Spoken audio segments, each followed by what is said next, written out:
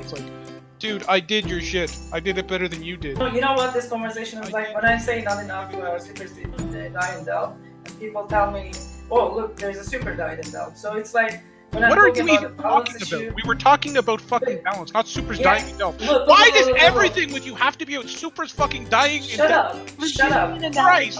It's an analogy, moron. It's an analogy. Okay? You guys stop arguing. You act like fucking married couple. Jesus Christ. No, don't stop arguing. Well, it is Trash Talk Tuesday. I was like,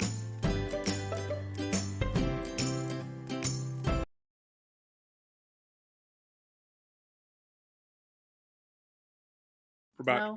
We are definitely live. It's true. And I can hear everything in the background. No, it's never time to hire someone to be an engineer because I'm the goddamn engineer, and I'm the best goddamn engineer that this show will ever have. That's right, ladies and gentlemen. It's Tuesday, innit? And this is Trash Talk Tuesday. I'm Redline 13, joined by a bunch of crazy random people and my beautiful hosts. We've got Rundle, we've got Sandrin, we've got Jeremy, we've got Don, we've got Dom, we got Loki, we got Rain, we got Rich, and we got Villy, and we got some shit to talk about. Sandrin, take it away. What are we talking about tonight? 1 second. The Eastern Warzone. Dreadbomb versus Fire and Friends. How's it going, or how's it gone? Redline. Not been much there this week, has there? Redline, but you can't say it's Tuesday. It's Wednesday. It ain't Tuesday here. Live in the right part of the world. It's kind of Wednesday, isn't it? What else are we talking about? Tell us what else we're talking about tonight. The Western Warzone. Something's happening over there. Please tell me what it is. The Northern Warzone. We have toilet paper. Planning their attack on Bandalogs. And all I can say is, je voudrais une invasion du Bandalogs, merci beaucoup. Was that French? Two alliances that don't matter going after each other. All right. What else are we talking about, Sandrin? M2 will be jammable in less than 7 days, and what we think will happen when it is. Absolutely nothing. And what else? This is how my courtmates will be able to log in and start bridging me places again. Yeehaw! And Redline, I would like my character to have my beautiful yellow jacket and my corp change, for fuck's sake. Look, And man, where's my fucking portrait, Redline? Where the fuck is my portrait? First off, for I don't starters, what topic are we going What on? does CCP pay you for? I have For heard a s- great poem for the M2. The M2 for starters, I changed your fucking nameplate already, and Speaking of poem, Those hold that poem flaming just dragons. yet, because guess what? If you like some I got some good positive- news for you. There is a poetry competition in EVE Online, writing a poetry literature competition, somewhere in the forums. I will link it whenever I get round to it. why? I am planning on writing something, a poem. There's prize money. Why? Redline, I like Get your, creative. I like your portrait setup, how you have all the women on the left and all the men on the right. It's really cute. Segregation. You know what? Sexism. What do you It's like mean, why, One Redline? burns at once, but you're welcome. Redline, what do you mean, why? I literally write for you. What? Yeah, but you don't write poems. He literally writes for you. You don't I do write poems. poems, thank you very much. I wrote a poem for You're gonna a write dear a friend of poem mine, Dark to Magni. Redline? Okay. No. Anyways, so as Sandrin said, we've got a whole bunch of stuff to talk about tonight, and hopefully most of it I think is going to be not World War B2 based, which is kind of interesting because there's been a lot of shit that's happened that we haven't really talked about, namely the North, the West, and the East, which some fraternity folks are going to show up, and then we're also going to have some of the freemen from the North show up. Rich is going to tell us about how much he hates Banderlogs, and Loki's going to talk about how the war in the East went, and then we're going to eventually talk about stuff down south. I'm also going to force these people to talk about expert systems. It's not my fault that CCP released something the day after this show, just so that it would be old news by the time we got to it. CCP, I'm fucking on to you, and I'm still coming for that ass, I swear to God. And then I forgot what else we're talking about. So, Deadass. Sandrin So is where are our we at guest. right now? We're at the beginning. We're wherever everybody wants to be. So what's the first thing that we're going to talk about today? Wait, are we gonna talk about the Rattati thing? Oh yeah, we're going to talk about that too Ratatata. because Rattata.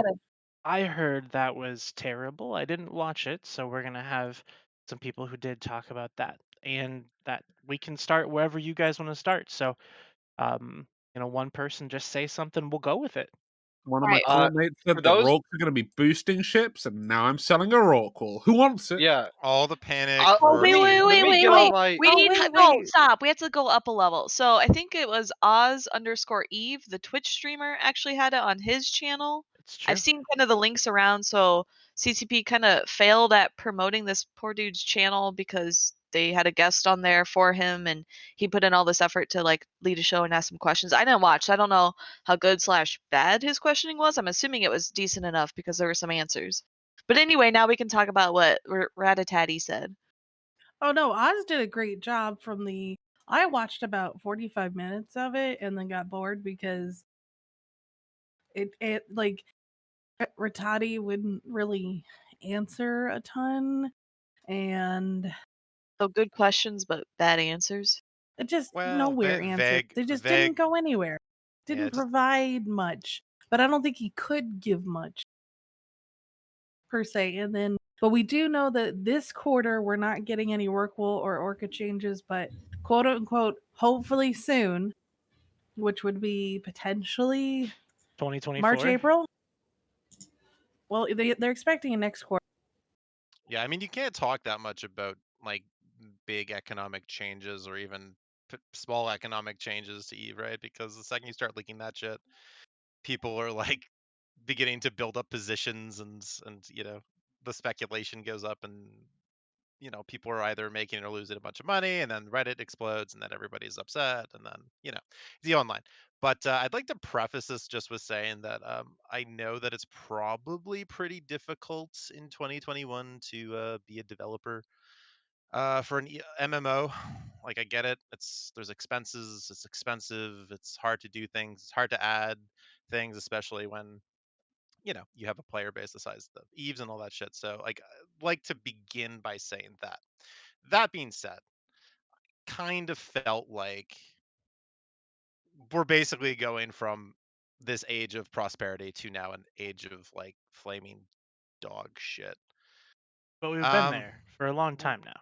Yeah, I mean, yes, but what we assumed, or what I kind of well, I didn't really assume. I kind of hoped that we would be kind of near the end, right? And Rattati said a couple of times, he mentioned the light at the end of the tunnel.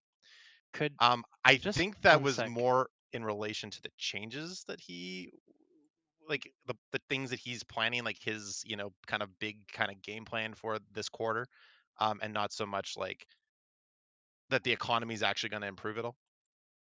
Oh, can we bring up the point? I believe he pointed out on the MER that 20 trillion ratted across the entire game was good. Yeah, I can only hope, like, what I can only hope is that, the war has obviously severely exaggerated the changes that he actually has iterated and brought forward, because I mean, it's rough, man. Like, it's a rough kind of thing. He mentioned Supercap Proliferation a couple of times, and I guess this is kind of a response to that. So in order to stop people from building too many super caps, we're just gonna bankrupt the entire game. Seemed like a very reductive kind of I mean, we way all to go know what about that it. causes, though. Like, if you just remove the source without changing anything else, then the people who are ahead just stay really far And ahead, that's and no and one else that's has a chance to catch up. Right, and that's the problem. And so thus you really don't change anything. You might change the total amount of Titans in the game, or the total amount of people in super caps in the game, or the total amount It's going to take a of while to super get cap through. ratters in the game. It will, But at the end of the day, you don't change the actual cause of the issue, which is you have the haves and you have the have-nots, right? Now, thanks to all of these changes, I'd like to proudly announce that I'm one of the haves in EVE Online now. So thank you very much. You've made me a fuckload of money. That being said, um, Titan. I don't think that that's great for the game at all. And also, we continue to mention this new player experience and how important that is, right? And it's like when you begin to look at like a new player who actually isn't just going to use his credit card and buy Plex, but who wants to actually organically grow with the game, and you're looking at essentially these goalposts getting pushed further and further. And I understand like T1 is a lot different than building T2. At the end of the day, everything's getting really expensive, right? So whatever would have taken the dude 6 months to like mine or whatever to get into will now take much longer. Like these things probably have a relatively large impact on player retentions generally. Now, maybe they don't. Like maybe they just, they like the struggle and they'll continue to struggle. When But was the last time you brought a brand new player into the game and actually sat with them and played with them and kind of brought them along? right now, doing it right now. All right. 2 Okay. Well, months so am ago. I, and I'm having a slightly different experience than you are. This player is actually enjoying it. He likes the He likes the environment. He likes the flying around. He likes the different options in which directions he could go.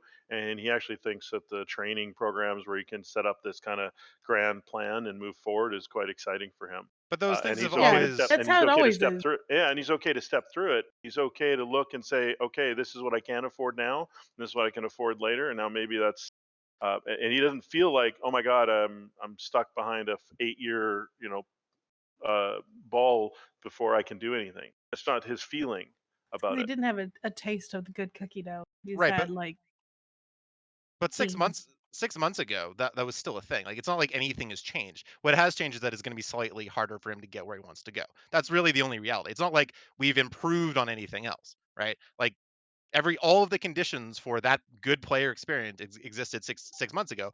My point is that it's just going to take longer to get there now, which is like a whole thing, right? The fact that he mentioned N+1 as being an issue, I can see as maybe N+1 is kind of an issue for like his like economic iterations and stuff like that, but like N+1 is literally like the driving factor in Eve, right? Like without N+1, there are no politics.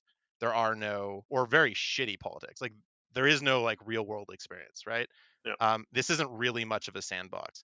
So Um, I guess where I'm going with it is I wonder if the previous gaming history and where he came from is more to do with it than maybe the game itself, right? Because I know this player came from other MMOs and other multiplayer games and not necessarily console quick playing, give me my satisfaction in 3 minutes and I'll do my whole walkthrough and I can spend a weekend and close the whole game out or right. shit like that, right? So Yeah, Different where I think you're experience. Well, right on the money on that. where I'm coming from with this is like, so the player in my corporation really likes market trading and has done a phenomenal job market trading. And has probably made more money than like he's actually like a real world case of like someone who didn't use a credit card and in several months basically made like a fuckload of money, which is really impressive. Which is why I recruited him because that was actually like extremely impressive.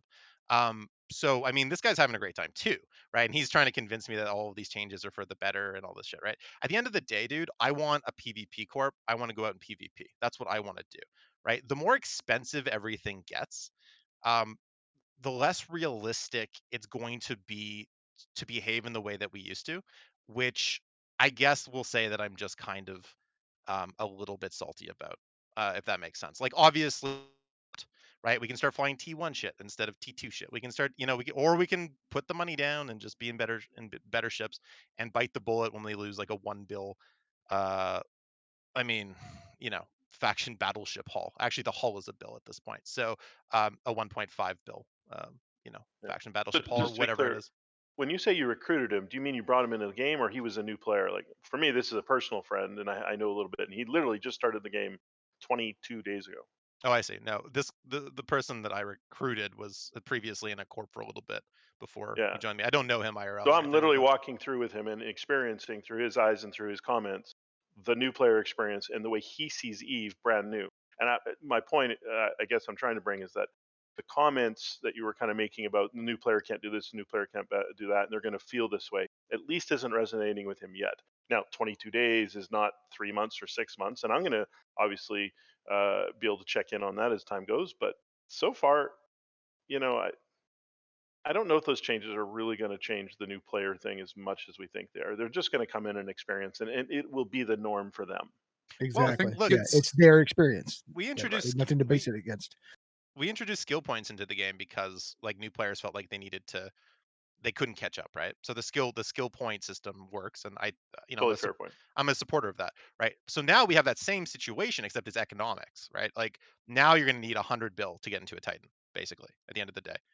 Yeah, I think it and will more affect people when they get to the like midpoint of where they're trying to get into a carrier or whatever, and they're like, this because it's capitals is an entirely different economic scale to anything before it. It's previously my ratting ship cost 80 mil and made a return on investment in like 2 hours. Now it costs 3 bill fitted. How the fuck am I supposed to afford this? And if it dies, how am I supposed to replace it? dude, like there was a dread brawl with Snuff, and like RC was in on it with Siege Green a couple of, I guess it was last weekend, and it was a little tussle, right? Like just a little cute little tussle. It was like 200 bill worth of dread died, and I'm like, what the fuck? And then you look at it, it's like not even that many dreads died. I'm just like, holy shit. Yeah. So I I mean, will say, it is going to impact a lot of things. And at the end of the day, I kind of feel like it has no choice but to halt, to slow down the dynamics of PvP in this game. And I'm very against that, right? I get like we want to get people out there doing things, but you have to actually incentivize them with making like return on investment, right? Like not all of us can just sit on our asses all day and rat, right? Like some of us have jobs. So I mean, I understand now. Like So botting actually seems like an amazing fucking alternative to this because I what did mean, how else are you gonna make any money? Rattati actually say in the stream though? Like, I appreciate connecting it all to the new player experience, but what did he actually say in the stream that made you think it's Essentially, the everything's case? going according to plan. He's uh very happy and excited, I suppose, about what's gone on currently. And I guess we're gonna get. It seems like we're just gonna get more of the same moving forward.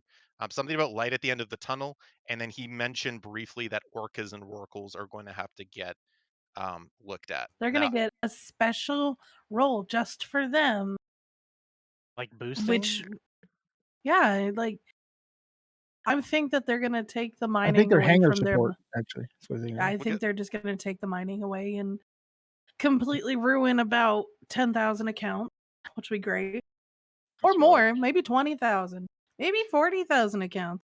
But Now- I look forward to that. now we But have to do you think appreciate. that there Go ahead. needs to be that many Rorqual accounts though? Like, consider how many Rorquals did Goon say that they had? Like, what's the actual number? The maximum we ever had was 10,000 10,000 Rorquals. holes. That doesn't mean Holes. pilots or anything, but that's holes. How And many? that's How many do you public suppose is we're operating at our peak? How many do you think operated? Just best guess. Right, and so 9,000. that 3,000, you suppose, probably? obviously, the obviously fact that that there was an was issue.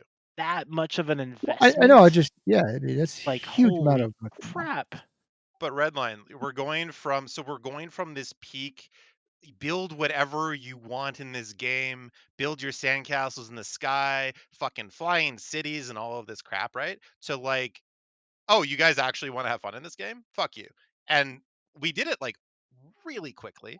And obviously the war has definitely I hope emphasized a lot of this, and hopefully, once everyone gets back to actually, working, uh, maybe at the end of the day, things are not going to be quite as bad, right?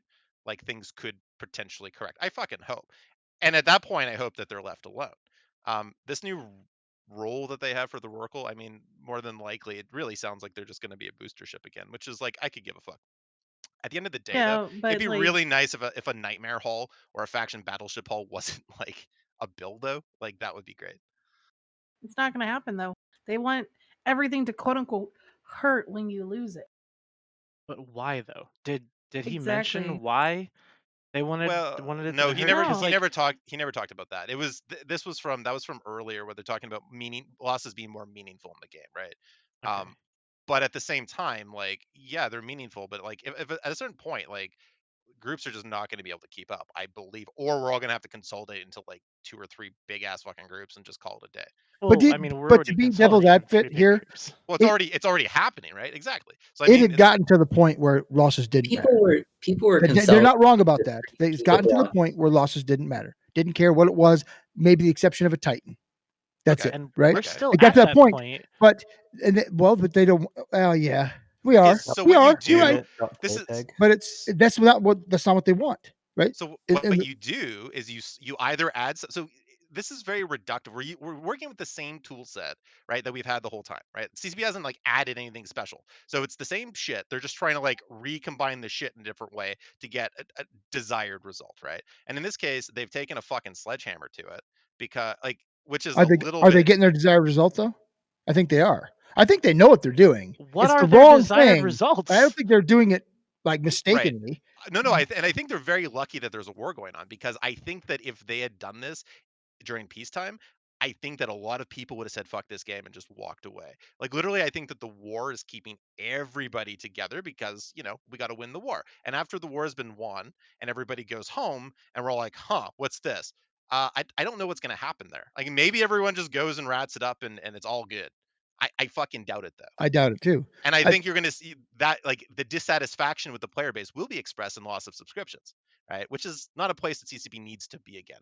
And then what's going to happen more than likely is the response is going to be, oh, candy, candy, candy, candy, candy. And then we're going to be back to the same fucking thing that we were at. So a little bit of balance would be nice. And you can actually achieve those Has things. there ever been balance though?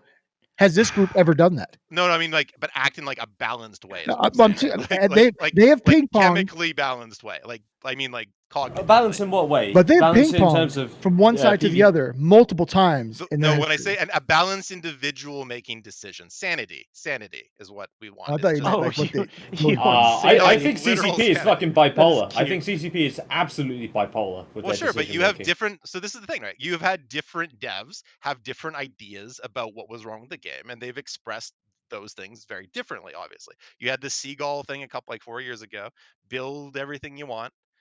Everybody gets ice cream, right? And now Ratardi's like, wait a second, you guys get salad. Fuck this ice cream shit. You guys are getting fat, right? And it's fine, but like, holy fuck, like the thing is, you can do this either incrementally or you can add something to the game to get your desired results. Like if you feel like capital ships are proliferated or whatever, you can probably add like extra minerals to the build. Like keep everything else the same, just add a few extra minerals and then distribute those in different regions and then control that very tightly. And if you did that, like you would essentially limit the amount of like Titans, for example, that could be produced, or people would have to choose between building Titans or just capital ships, or what I mean. Like you can add something to the game to get the effect while maintaining what you already have. And maybe if those things need to be adjusted, you adjust them, but you do it in like a balanced fucking way. It's not just like, okay, now you guys get nothing. We're taking away all your dessert, and you guys are getting salad. Okay, you talk about this balance, but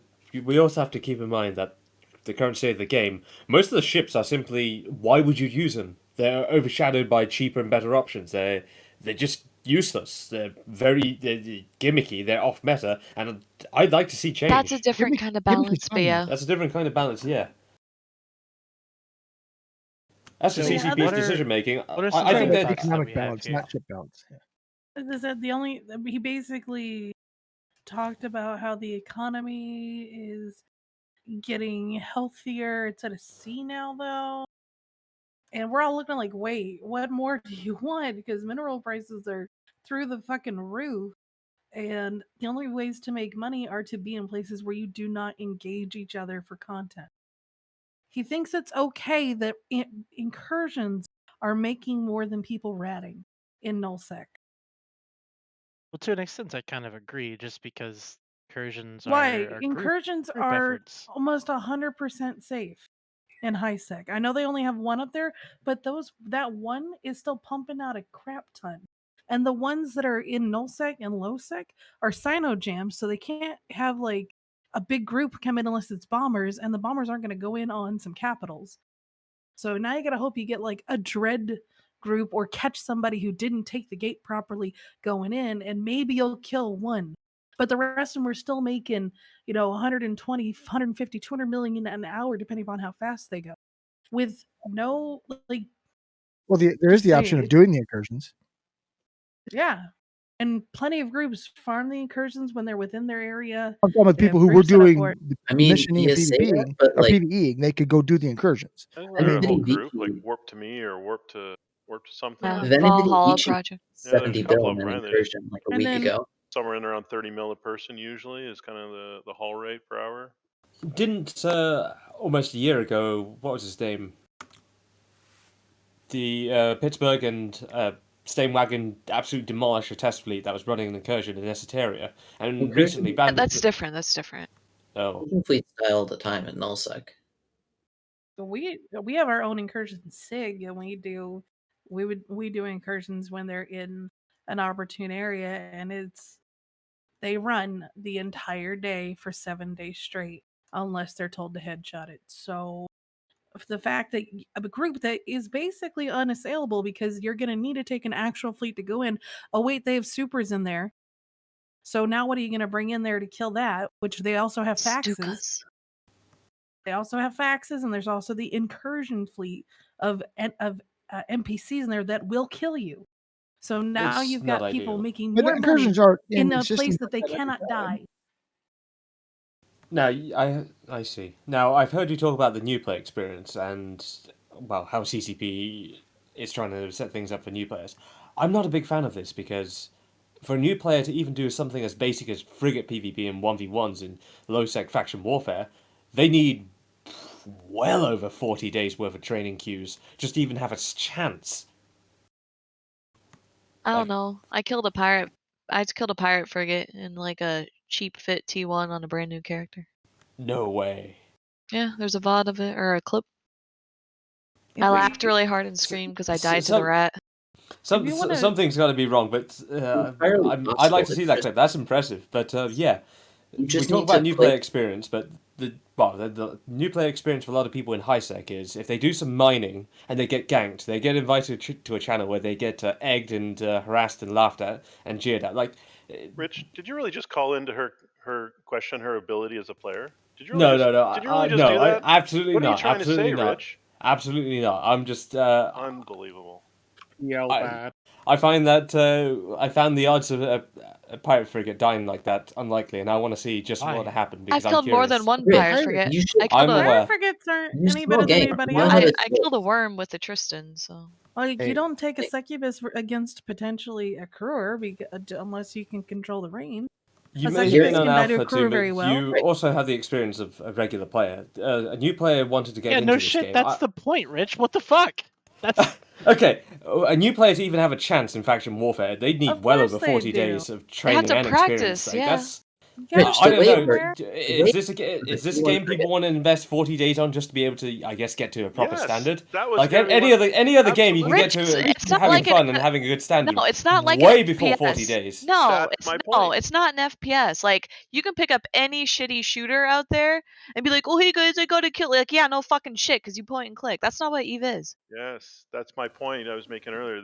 Oh, of back course to the not. back to the person I'm bringing in the game. He is used to games where like the grind to just get the next thing he needs is 40 days of playing, 50 days of playing, and there's actually no midpoints on it. You either grind 45 days or you don't. There's no midpoint. And I think in this game, one of the magic things is with the training going on all along, you actually get these little wins. You get these little incremental changes in how you play and what you need to learn to do.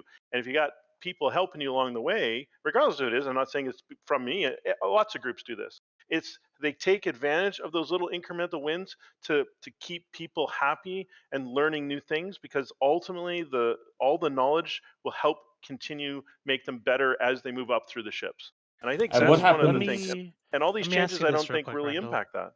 I want to ask you real quick because now that we're bridging more into the territory of like the new player experience, which is something that and unfortunately for Rain wrote a massive article on because I am extremely passionate about that new player experience and how garbage it is. How does that new player that you're bringing in feel about the ability to uh, rent skills from CCP? Do they know that that's the thing that they're going to be able to do soon? Are they planning on doing it? I don't think he knows that from my side, and I haven't mentioned it to him. So I don't think he knows about that. Okay. It'd be interesting. I'll have to ask what he thinks about that, to be honest. Okay, Rhonda, and what about the players who don't get picked up by somebody who can help teach them and answer their questions. What about the players that stay in high sec and didn't manage to get the the lucky Discord invite? Well, then to shame on us as a community for not finding ways to help them. That's my Shame Oh, on that's on CCP. There's some That's things that CCP could do to make even the most basic things for new players better. Like the single best thing CCP could do would be slide the guy who makes ZTAC S $500 and put an overview on for every single player as default that actually fucking works. I don't like Rundle. that The fact that I love getting playing the guys who do shitty. Like, I can blow I them up. agree with Murray. Rundle, the fact that getting an invite into a Discord where you can ask questions and people will teach you things is the equivalent of winning the Eve lottery in terms But of the Eve's GMs careers. message new players now. I've And been, what do they I've message made them a new with? account and They've I've done had a that for GM years. message me. Yeah. They're like, "Hey, what's up?" And like, I just close it because I don't really care. But You should just know, tell them you're an alt. You don't have to be mean. I don't have to answer. You just close it. I just closed it. Well, it's like, hey, I'm an alt, thanks though, and they're Fuck like, oh, you, okay. GM. Don't talk to me ever again. You take that. The only thing you should That's say. that is the goon answer versus the non-goon answer right there. If you ever want to know the Both. difference between a goon and a Shut the fuck non-goon, up. that's the soundbite that you need to listen to, Eve, right there. Right there. That'll tell you the And difference. Rundle, Eve is a Bang. game where you can spend, say, $100 on a ship. You can hit one button and you can lose that $100 in less than 10 seconds, the time that you have to wait until you can redock the ship.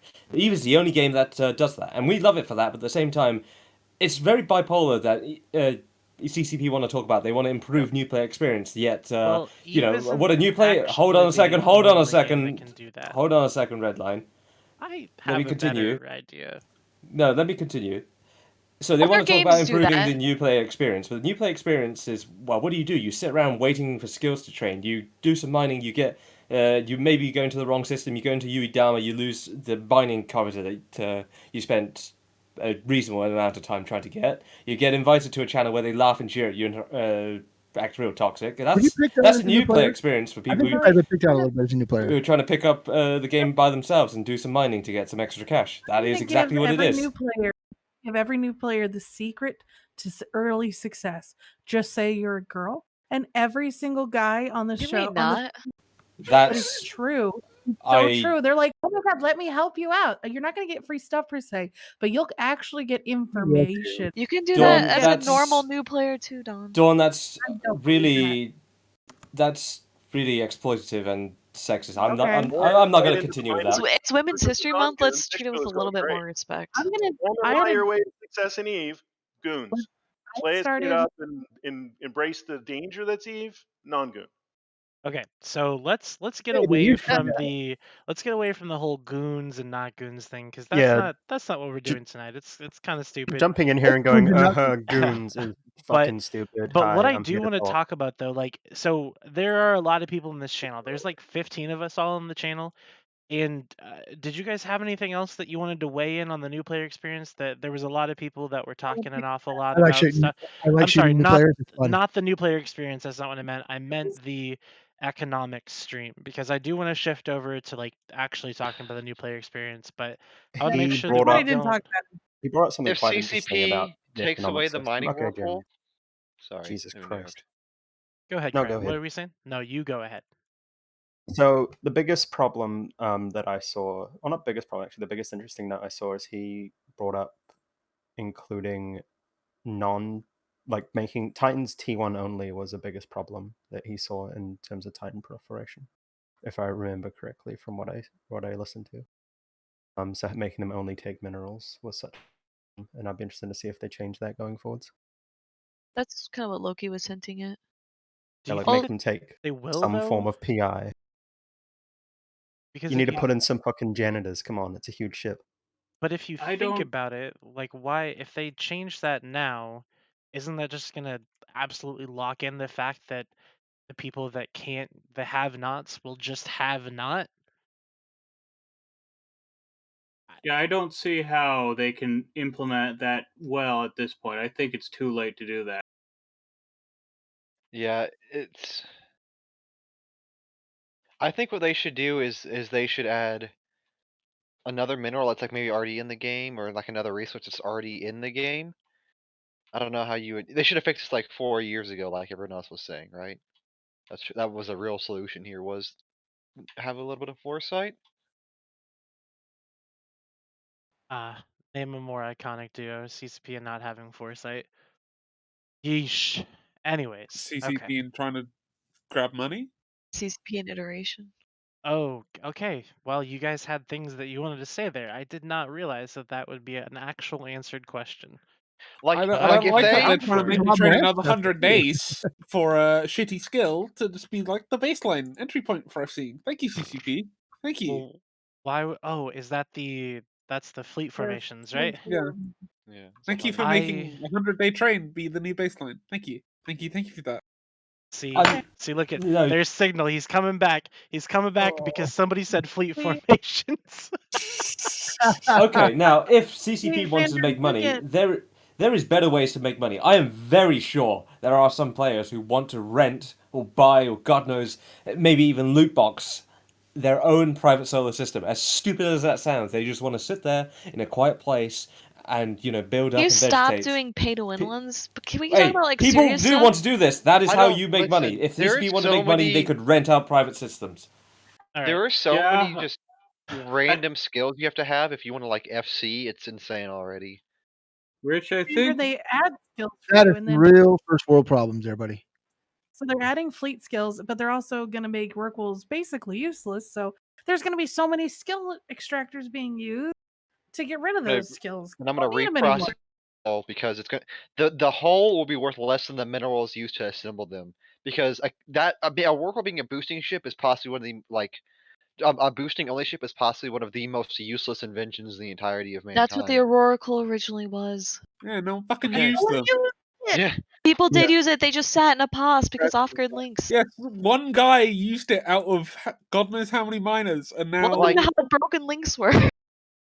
I want I would not field a Rorqual. Like but Okay, so pre-scarcity don't. Don't. it's a 6. Oh, thank you for that. and why'd you make me Insightful fucking comment. train one? Yeah, like I Well, trained you one because should. I You want to be chose able to to do that. mine. Nobody. You chose Yeah, to it was do a it. mistake. It was a mistake that all the CSM members warned them about back I then, didn't- at least I according didn't to what try I've to- Well, learned. why am I being punished? Like I spent a long time. That was my goal for a long time in Eve was to get a Rorqual. A lot of But I'm people's thinking goals. Because Yeah, CCP yeah, hates so- you. very, very tasty. And it's fun to So punish Ships you. are here's boosting. Why is here's this the question: surprising? if your Rorqual is overpowered, why should it matter how much time you spent training it? It's just like if you spend 100 hours figuring out how to exploit a system that you shouldn't be able to exploit, is CCP suddenly not allowed to change the game to Because remove it's the not. exploit It shouldn't. because you spent 100 hours figuring out how to do it and you've perfected it? Like, come on, man. When I get into a ship that's been the same way for multiple years, right? I expect that to at least have a similar. Sorry, I'm getting a ping. I'm going to expect to have a similar experience to that ship. It's not my job to determine what's broken and what's not, right? Sure, it's Yeah, your job to play yes, the it is. game, and on the same Yeah, token, exactly. it's not job. your job to say, "Oh, I shouldn't have this ship change because I spent so long trying to learn how to fly it." You chose what to But fly. You have an option to continue to fly it or to fly a different ship. You well, can I literally adapt to the no. changes. If it's a boosting, do all if these it's a things. boosting ship, I literally can't use it. I have Even no Redline. use for a boosting ship. Well, Jeremy, it was your choice. It was your choice to get into a Stop. ship to do Yes, this it was. mining. It was my. It was No, my I don't- choice to somehow understand that a ship that had been played the same way for the past 5 or 6 years was No. going to change. How long it has hadn't Oracle's been been flown out? that long. How 4. long was 4? 4. Okay, 4. That was like the first time. So 4 let's years. talk Had about basi- citadels and their abandoned state then. Because citadels Stupid were too. That was a bad promised choice too. not to be changed. I mean, maybe it was, but at the end of the day, like, would you rather, have the time that you put into it be worth the time that you put into it, or would I you would rather rather have not the have abandoned game? structures. Would you I'd rather rather not have have the abandoned. game be in a healthier place? I mean, you could wait for me to I would finish rather the asking my game would fucking be question before you answer the fucking question, or you could no continue because being a belligerent moron and interrupting everybody. That you could do that too the if you wanted to. I don't care. the answer to your question, abandoned structures. I don't care what you put on the end of it. Is always I don't want abandoned structures. You don't have to finish the sentence. I wasn't even asking about abandoned structures, dude. Yes, you I would. was asking about You Rorquals. just You didn't even fucking listen. I said, would you- you rather the time that you spent investing into Rorquals be worth the time that you put into it, or would you rather the game be in a healthier spot in general? Like I think that's the what I'm game was in asking. a healthier spot with Rorquals how they currently were, how Orb was before the change, and they just needed to change something else. The question was The mutually problem exclusive. The is game with was in a Fuck no. healthier spot when they got rid of local. with Rorquals Fuck in no. their current state, you can never add back enough ore to make mining like worth it at scale again, because the first thing people will do is spam Rorquals. And then you're back where you started.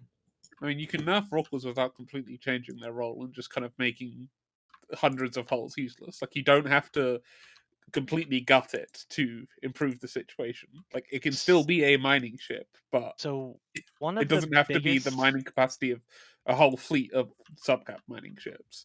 one of the Here's biggest what things I that I thought about when I was thinking of ways that you could change a Rorqual was literally giving excavator drones a fighter interface. What would be That's wrong what with I've that? said. Like That's what you I've said. get It's be good. Everyone said that for ages. The right, problem like was multi-boxing them. It was never the one guy with his one Rorqual, because one Rorqual's output was like, it was good, That but was it the issue wasn't with insane. carriers, that right? was my Rorqual. I had one Rorqual, and I was happy mining with my one Rorqual. But you guys remember the issue with carriers, right? Where you had a small group of people like PL who just dump a bunch of carriers somewhere and then they multi-box them with Oh, triage and spire tanking and refitting. But suddenly you bring change back how the slow cats. suddenly you rechange how the fighters work and you suddenly can't multi-box. And I think there was like a combat fighter time or combat fit changed also with it. And suddenly they made carriers a bit more balanced. Yeah, we should And bring that's back the, slow cats. okay. The issue with Rorquals isn't the fact that they were used as a mining ship, in my opinion. It's the fact that you could start injecting into them and then just snowball it. You could one Rorqual would get you another Rorqual and inject you into another Yeah, and then you Rorqual, multi-box and you them. could now you do this ad infinitum. It just completely the whole skill injector thing and Rorqual just How many completely people do you destroyed think it. had that many Rorquals? I want to know. What do you think the average was per member? Not just Rich. This is for Rich because I know the rest of you probably have an actual inkling of what the actual answer is. What do Dawn, you think depends is the how much Dawn, money during you my have. 85 days when I mined in a Covetor in test, I mined with people who had anywhere between 2 raw cores to 12 raw cores. That's the average was people I mined with during my 85 days there. average was And how many three. people? 3 Rorquals is the average amount that people had. The amount of people that had the insano amounts was like even in Kitty. Goon Swarm. I know she's making her debut on the 3 show. raw cores is already an Kitty. insane amount Kitty. for somebody a single The person to Rorqual got down multi-box. to 2.5 covetors each is what they could mine. So you would, instead of having somebody with 10 covetor accounts, you had 3 Rorquals, and you'd be actually doing less than the 10 covetors. And you know what other mechanics a Rorqual had? Aside from greater than An the... ability If you're for about to stuck complain in about place Panic, I'm gonna for 5 fucking slap minutes. you. Panic is the He's only good gonna. thing about Rorquals. He's going to in 3, Panic is by far the best 2, thing about Rorquals. Like, 1. it creates so much fucking content. Like, the amount of content the Rork saves produced is insane. Like, every day you just get these big, massive fights hand delivered to you because some idiot got caught in this Rorqual. Like, that shit was great. You Ooh, can't convince me otherwise. I fucking love that shit. thank you, Zathard. I'm gonna do a poll in the chat because I asked a question, and well, kind of. So the question for the chat is: what would you rather Rorquals be? So what would you rather Well, Rorks throw an be? option out while you're doing your thing. Why not turn them into Boosting like a third ships, option, like some sort mining of carriers. like logistics support ship, meaning like I box. Like you put in a Attacks? special low slot, and your fleet carrier carry thing turns like 4 times, and you got 4 million. You can move only subcaps, so you can move your, it's like a suitcase ship now. You can move all your subcaps. You got a moderate amount of Go ahead with cargo the jump and drive. your clones. So let's be honest here. The Rorqual needs to remain a ship that has to do with mining. It can't just be like a random indie ship that is going to take stuff from A one place jumping to bowhead. another. It's got to stay relevant to mining. And I say that like I have one character that can fly a Rorqual, and the only time that I've ever flown a Rorqual is during the I flew one for like 2 days when I was in Goons. I was on a strat up and I lost my excavators because I was FCing and not paying attention. Hey, And I I did that. never jumped in a Rorqual to mine while I was in Goons again. And then I did it again when we were doing mining ops into enemy space, which was fun and hilarious. But I digress. That's a different story. But basically, what it boils down to, in my mind, is that CCP has a sledgehammer, and someone mentioned that they see a sledgehammer approach, and they use their sledgehammer liberally, but they refuse to use a scalpel to fix anything. So it's one of those things where like there are so many little minor changes and a couple major things that could put Rorquals in a good spot. And I really think that giving excavators a fighter interface would be one of them. Because not only would that prevent the issue, like you can inject as many Rorqual pilots as you want, but you're not going to multi-box them unless you're using third-party software that's against the game's rules, and you're going to get banned anyways. But they still need to be able to mine the same amount, just not be able to do it AFK.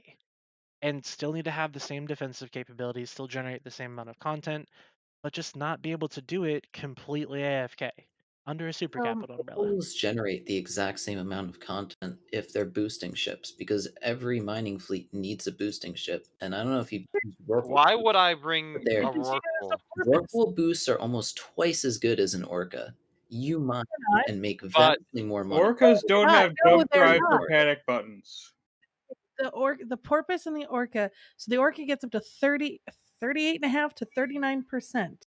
The maxed out Rorqual gets to 58%. And a porpoise is like 30 to 35%. I haven't been in a porpoise in a little while. The boosting difference is, I know Kat. Oh my god, she hears me talking. Meow. She gets like, Mom, what's wrong? Sorry. Yeah, it's a Yeah. shame. Yeah. She just loves me so much. Boosting cat's a difference small is ganger. night and day. But my Listen, point is pretty simple. Like you would. it's not about the content necessarily. It's more about the fact that we have all this income that is basically AFK. Rorquals included, mining ships now included just in general are practically AFK. The only limitations to your AFK-ness are how big your cargo hold is for ore. Like, It's time to go to a new rock every 5 minutes. Definitely have mean- not used a large number of barges at the same time before if you think it's AFK. I mean, you're Uh, correct. I For haven't. Silence in chat, he has 17 accounts, all but one of them are barges. Silver Miner would like to talk to you about what it's like to use 30-something plus barges and what horribleness that is. So I don't want to talk about the edge cases of the random guy who sits there and multi-boxes 30 fucking barges just because he can. I want to talk about the average person that's going to play EVE Online and not go completely ballistically overboard with all that stuff. Now, I know that some people might say, well, all EVE players go way overboard when they play shit. They play EVE Online because that's how EVE players do. No, not everybody. 3 or 4 coveters or hulks is a pretty reasonable amount of clicking. Like, No, it's not of course. intense, but you have to be there doing things. If they want to Constantly? if they want to make barges and non-rorks mining ships more relevant, they need to not just nerf the top tier. They need to make the lower tiers more accessible, like hulks and shit. Like, that's stupid. Like, why? And also, like, why the fuck would I ever use a hulk when I'm just gonna get killed by rats in like Yeah, 5 minutes, and then that's like a 2-month train to have the privilege of getting killed by rats. You Like, keep a hulk up with a single porpoise. Like, yeah, and that's then I tab out, and my 3 HBO ship's gone. Like, the return on investment for that thing is stupid. And it's not much better in terms Yeah, of like- bonuses. Like, if I wanted to make a small mining fleet now, so my Rorqual is now a boosting ship. I have 4 accounts. I have 1 pilot that can fly Rork, and the others can fly like T1 barges. If I want to make that into an actual mining fleet, that's another like 2 months of training to just Nah, dude, just buy an expert systems pack. like it just seems like there's a So- step being missed here. Look how it all A lot fucking of- ties together, huh? a lot of people don't understand the difference between a Hulk and a Coveter. The difference at max boost is 8 seconds in cycle time, and that's it. The yield is the same between a Coveter and a Hulk. So why would you ever pay 5 to 10 times the price for a Hulk when you can get almost the same benefit out of a Coveter? Yeah, so why not It's make because in Hulks like a year cheaper or mining, I lost better like or 2 both? Hulks. Well, so I What, do Murray? have. It's probably wrong, whatever it is. Because in a year and a half of mining, I lost like 2 Hulks, and that was because I was gating them with like no skill. Yeah, and I went 2+ years without losing a Coveter. Your point? I still made almost the same amount of money as you did, probably more, in ships that cost a tenth of the cost of a Hulk. And So 12% of 400 mil an hour is an extra 40 mil an hour. So make quite a bit more. So That's quite a bit more risk. as we shift around the topics here and kind of go through everything, the chat poll did come in, and chat seems to agree that turning the Rorqual into a mining carrier would be a pretty interesting take on the ship. So I want a mining if you're titan. listening, DCP, we are giving you feedback, and we expect results by the next quarter. I'll So even get a fleet of Rorquals together and fleet warp them in a funny shape, if that helps CCP come up with, but We need a mining titan that can just like instantly doomsday a rock to pull don't all of the need that minerals. at A all. That'd be 5 minute. It amazing. just But I that would be do kind of have awesome. I It'd do be have a amazing. very important question though. And it's for anybody that wants to answer it, it is the most important question of the night. And that question is, how many quals could a Rorqual roar if a Rorqual could roar quals? 7. 42. Yes. 0.5 because nothing's even in Eve. Anyways, my opinion on the new renta skill things is I don't see a problem with it, and Okay. have at it. All Big right. brain letting in. So let's These expert systems. let's shift right into that. The expert Hey, systems now. Oh, CCP Rattati, I wanted to give this a shout out because it was mentioned to me on another Discord, but CCP Rattati talks about how something about with low sec and faction warfare and kind of exploring changes that could be done, and he made it sound like that he wanted to reach out to those players or something. Well, there's a faction warfare Discord if he wants to join, and there are actually CCP devs on there. So I'm not sure why CCP is going to random streams of players who don't play at faction warfare to talk about reaching out to them when they literally have faction warfare representatives on the CSM, and they also have CCP reps on the Discord. So if they want to talk to faction warfare nerds, players have been trying for years to do it, and they should just reach the fuck out like normal people do. All right, but carry on. That was my rant. all right.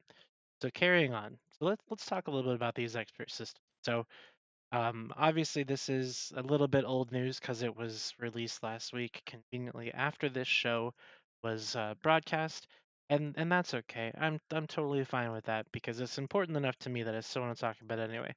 So can I see a show of X's in the Twitch chat if you think that the new player experience could use some big time updates as far as getting new players actually into the game? Okay, there's X's there. I'm sure we're going to see more of them come in. All right, now stop. You can stop Xing now. You can stop Xing now. I'm going to draw a line. Now, can you put an X in the chat if you think that expert systems will create any sort of better experience for new players? Just one single X in the chat if you think expert systems is going to create a better experience. Okay, there's some more X's. Okay, so I might be outnumbered here. What about you guys in the channel here? What do you guys think of experts? I don't think it's going to make anything worse. Okay. So my big brain theory is expert systems are intended to make money not on people who actually play Eve, but it's intended to make money off of the 90% of people who give up anyway. Where they join Eve, they buy the expert system, they try mining, get ganked, and quit, which they were going to do anyway the first time they got ganked. but CCP made more money off of them. Boom. And then it does absolutely nothing for anybody who's actually going to stick around and play Eve. And Okay. nobody. So That what makes about anybody sense. else?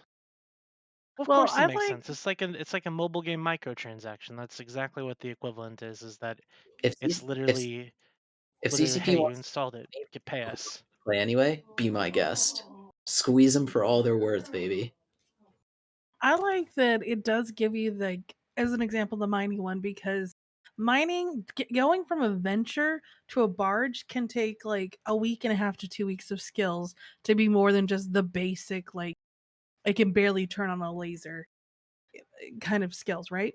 And the fact that you could kind of move forward to try it out, see if you like mining, because the worst thing that I've experienced is committing to PI, exploration, mining, certain career paths in the game for making money, and then finding out you hate it. You absolutely, I like exploration a little bit, but not enough to ever commit the amount of skills and money it takes to actually be good at it. But I the like mining, reason, so I did. but how do you know you don't like exploration? Because I've done a little bit of exploration, but I had to wait for days to get enough skills to be able to like really go do it. And then I was like, well, this is a fucking waste. I hate this. Okay. I think the one thing that's going to determine how this goes is pricing, right? It's like $1 or $2, and you get like a week skills. It'll think, but if it's like $5 for like, no. So Don, the point that I'm trying to make with asking you how you know you didn't like exploration is because the reason that you figured that out is because you went out and did it. Right. You took the time, you spent the effort to train into the skills before you even knew what it was about, which super sucks for you. And super sucks for a new player because I did the exact same thing when I was a brand new player. I jumped into Eve. I was like, okay, I heard this is a pretty sick game. I'm going to figure it out. So I was like, how do I make money in a new player help channel? The first thing somebody told me is, hey, take a venture out and mine some rocks. So I searched for an hour or so trying to find a system with any fucking rocks in it so that I could mine the most worthless rocks in the entire game and make measly tiny amounts of ISK. What Expert Systems does is instead of saying, hey, here is a thing that you can do in the game, you can choose whether you want to do it or not. It's still saying, hey, do you want to try this? If you want to try this before you actually invest in it, throw some money our way. We'll let you try it. We promise. If you don't like it, you won't get your money back, but you won't have to spend the time investing in those skills. And that is bullshit. That is Time is entirely money. bullshit. Time is money, but here's the thing is that all of the things that you can do in EVE Online, and when I say all of them, I mean most of the baseline stuff, like exploration, mining, ratting, those basic money-making activities, they should all be in a tutorial. Like, they should all be something that you learn about in an I opening mean, they set of are. missions, but they're not, though. They are. Like, They're all in you the get, career agents. yeah, you get the I basics, distinctly but remember doing all of it in but the 6 starting do mission. you They're have garbage. to, though? I know they're garbage, but They Do don't you give you the have real to do tutorials, that? is what but you're you saying. get the basic. You Yeah, don't. The you get tutorial just like, hey, you can do the career agents, and most people just kind of do one of them and then fuck off to do something else or quit. I'm right on board with you, Redline. I think for me, the thing that they should do with the expert systems is they should get every new pilot one, not tradable. You can't go sell them. You can't just alt farm them. But you can have one, use it wisely, and then you can come buy the rest if you want to try other things. But it breaks down if you're just out there by yourself, because getting bumped up to go do all this other fun stuff, and kind of back to the topic before, if you're out there doing that by yourself, you're still gonna find yourself in that belt mining the shittiest rocks ever because no one told you not to do it or no one guided you. So there needs I to be could some additional elements, but I think they should give one free to every new pilot. I can They're agree to basically that. That's not a bad selling. idea. They're basically selling players, I guess, a Discord, the equivalent of a Discord invite, and somebody to answer people's questions, or like a fucking blog post on what to do and how to start Eve. That's what they're practically selling people. It's No, bizarre. it's not. They're not selling advice. They're not selling tips. They're not selling But they're selling answering the skills questions. and the They're things required. selling, hey, They're here's selling this the thing that you guidance. don't even know what it does, but you can spend some money if you want to figure it out. That's what they're selling. It It's the it's equivalent of not like AFK Arena, where they will sell heroes to you, but they won't let you like look and see what they do and experience how they are in your fucking formations or whatever. It's literally a gotcha mobile transaction, and You're absolutely right. it reeks of It, fucking it is a grimy, cash grab. grimy I economic hate it. practices.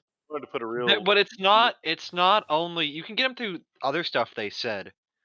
Like It's a cash grab. It is confirmed that you cannot purchase this with Plex. This is a money-only item.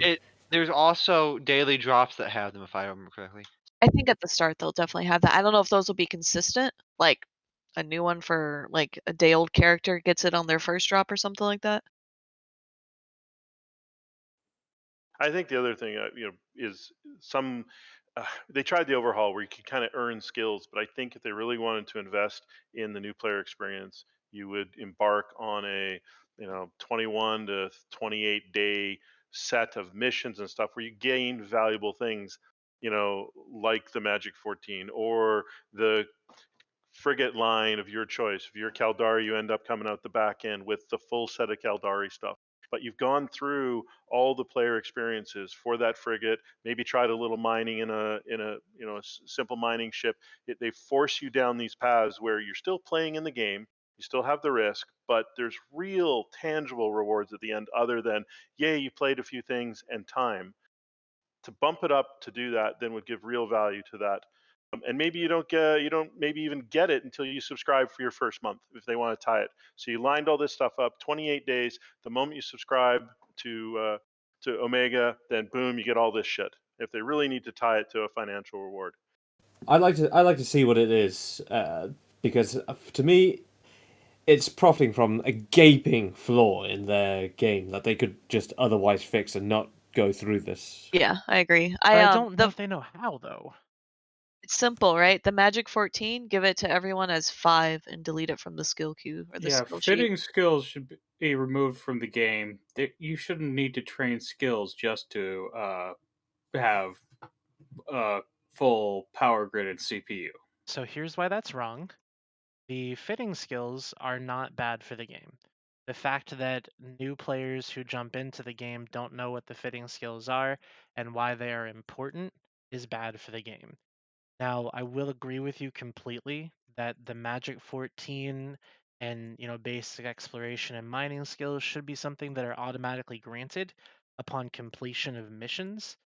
I don't think that they need to be like max level, because basically what it boils down to, and I'll just use my own personal experience with it, because when I first started playing Eve, and even 3 years later, I'm still an absolutely terrible Eve player. I don't know what half the shit in this game does. Most of the time I just know F1, or I know, hey, shoot this target, and I can talk real good, so I do that. And I'm not ashamed to admit that, because there's a lot of stuff to learn in Eve. But what I personally think should happen is that when a new player starts the game, they should go into a place where only new players go. Yes, I will probably cry about instance places in Eve, but I think this would be worth the tears.